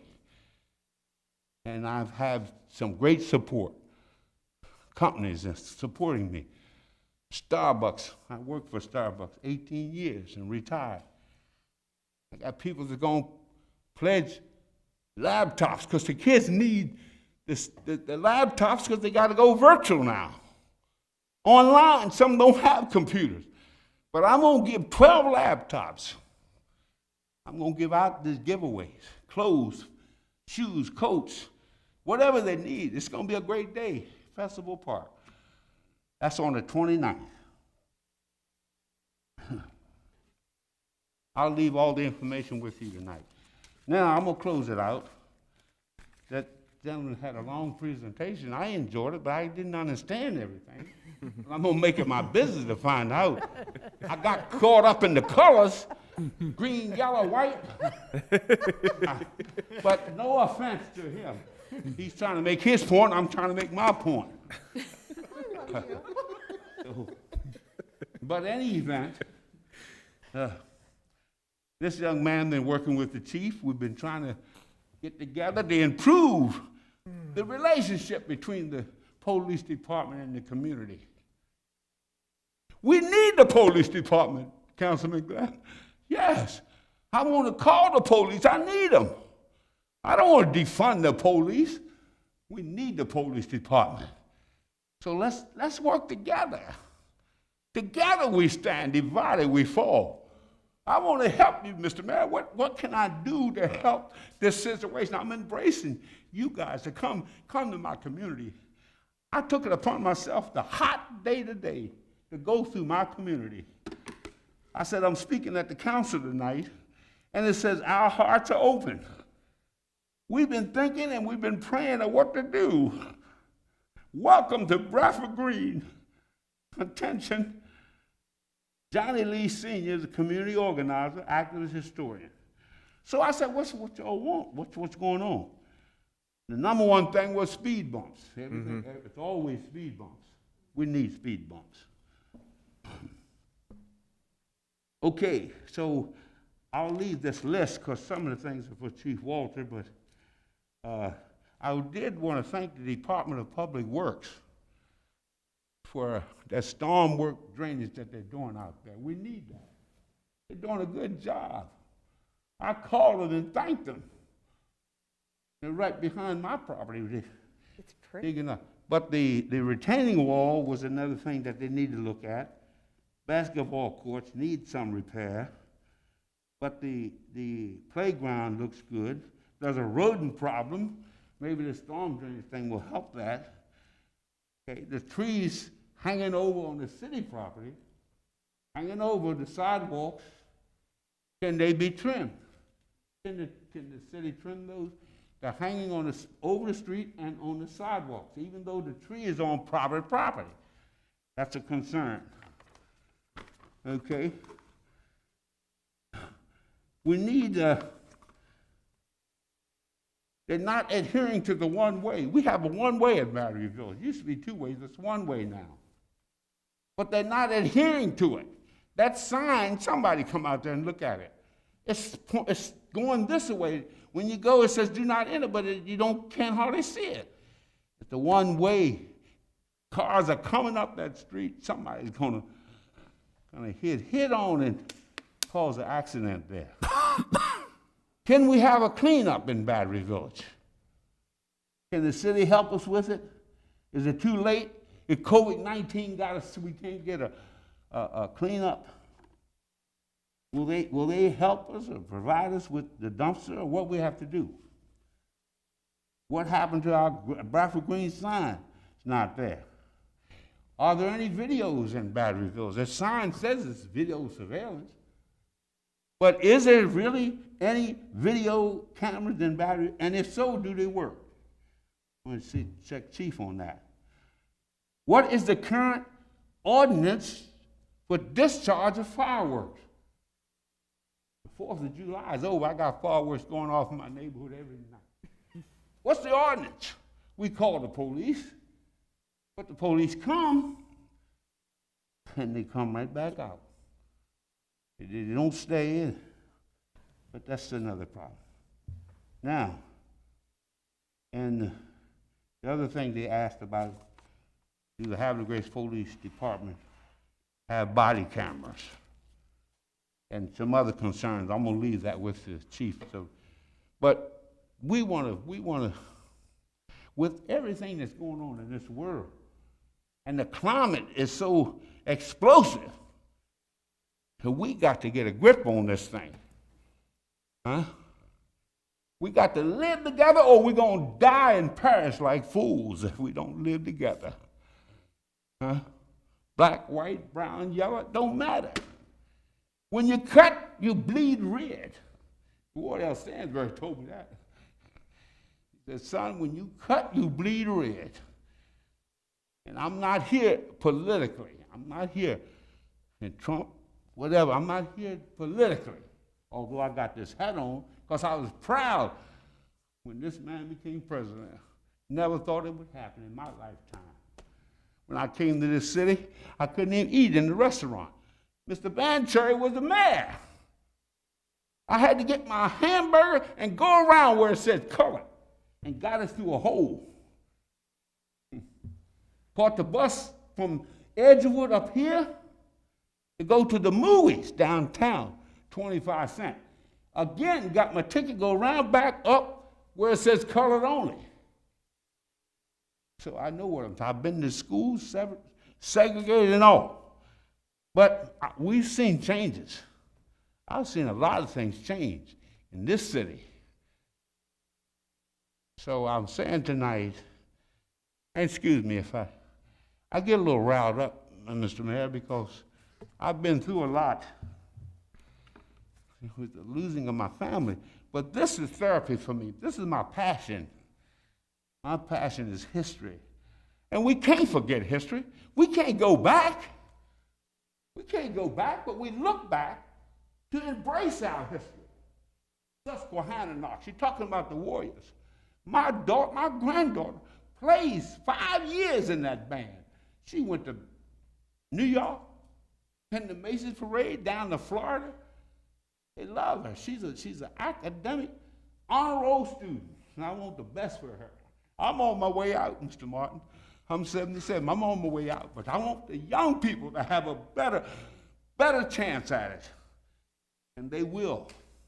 My granddaughter's 14, and my other granddaughters, she'll be the first senior in that new school, and my granddaughter will be the first freshman in that class. And as Warriors, I love the Warriors. My son played for the Warriors. But Sean Baker, they won the state championship. But anyway, I thank you. Thank you for your attention. And come to my community. I'm willing to I can't get around like I used to. My mind is good, Mr. Glenn. My mind is saying yes, but my body says no. But I can get around a little bit, but I'll walk the community with you. You don't have to be afraid, apprehensive. I know the people, they know me. They want to see you. What can we do to help? What can we do to work together? Amen. Thank you, Mr. Mayor. Mr. Mayor. Thank you, sir, and welcome back to the council meeting. Thank you. You betcha. Thank you. Mr. Mayor. Yes.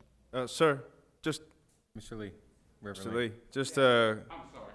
I didn't catch a time for the August 22nd at the Aberdeen American Legion. 22nd will be 2 to 7 p.m. 2 to Dinner, 7. dinner's gonna be served at 4. I had 7 packages. I will leave this whole package for Aberdeen. Leave with Mr. Seipel, Director Administrative. Thank you. Yeah, and Mr. Lee, if you wouldn't mind, since this is being broadcast to folks, just go ahead and repeat those 2 dates and times and locations one more time into the microphone so Yes, folks sir. at home can hear. And it is on Havre Cable Network. They have all the information as well. All right. August the 22nd at the American Legion, 2 to 7 p.m. is the affair. That's 44 Park Street, right next to City Hall. The other event is August the 29th, the 5th Saturday, August 29th, from 10 till 7. Back to school giveaway at Festival Park, right there in Aberdeen. I would have loved to have it here at Tidings Park, but it's a little bigger and more room out there, but another time, I've been to the park too. Thank you.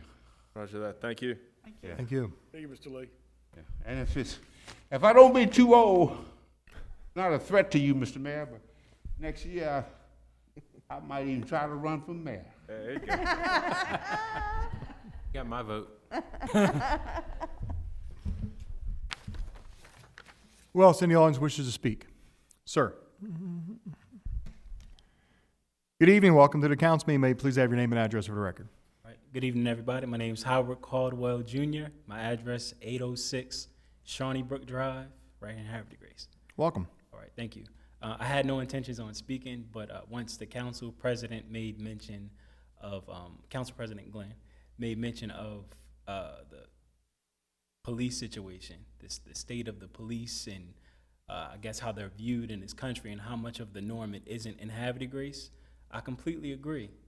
And honestly, because of the situations that has risen over these past couple of years is the reason why I'm present here tonight, because there was a lot of things shifted in my heart because I realized how much trauma African Americans, how much trauma is attached to African Americans. And on the police side of things, law enforcement side, that's a huge thing as of recently. And just to do my part in trying to bridge gaps and keep the peace that's already here in this city, I've had the privilege to have conversations and discussions with the chief of police part of it, and even Captain Crass and Captain Alton, and it's been a huge blessing. It's been very humbling, and it's been a very positive experience as an African American witnessing all this trauma that people that look like me are experiencing. So I do appreciate you acknowledging that, and I just wanted to let you know that I do agree that that is not the norm, and I'm just trying to contribute to the citizens here in Havre de Grace understanding that, and I want to keep it that way to where it doesn't become part of what we are experiencing here in Havre de Grace. Absolutely. All right, so grace and peace to everybody. Thank y'all. Thank you. Thank you for your comments, Mr. Caldwell. Thank you. I can say, Mr. Mayor, I saw you sitting across the room, sir, and I thought you were your dad, but you were too young, and I didn't know who you were, and I was like, I've been watching you all night thinking, did he just take some anti-aging cream or something? Because, oh my gosh, you look just like him. I know. Yes, sir. Anyone else wish to speak this evening? Okay, very well. Council, do I have a motion to adjourn? So moved. Second. Motion by Council President, second by Councilmember Ringsacker. All those in favor say aye. Aye. All opposed say nay. The July 20th, 2020 council meeting adjourns at a 6-0 vote of approval. The time is now 10:13. Thank you very much, everybody.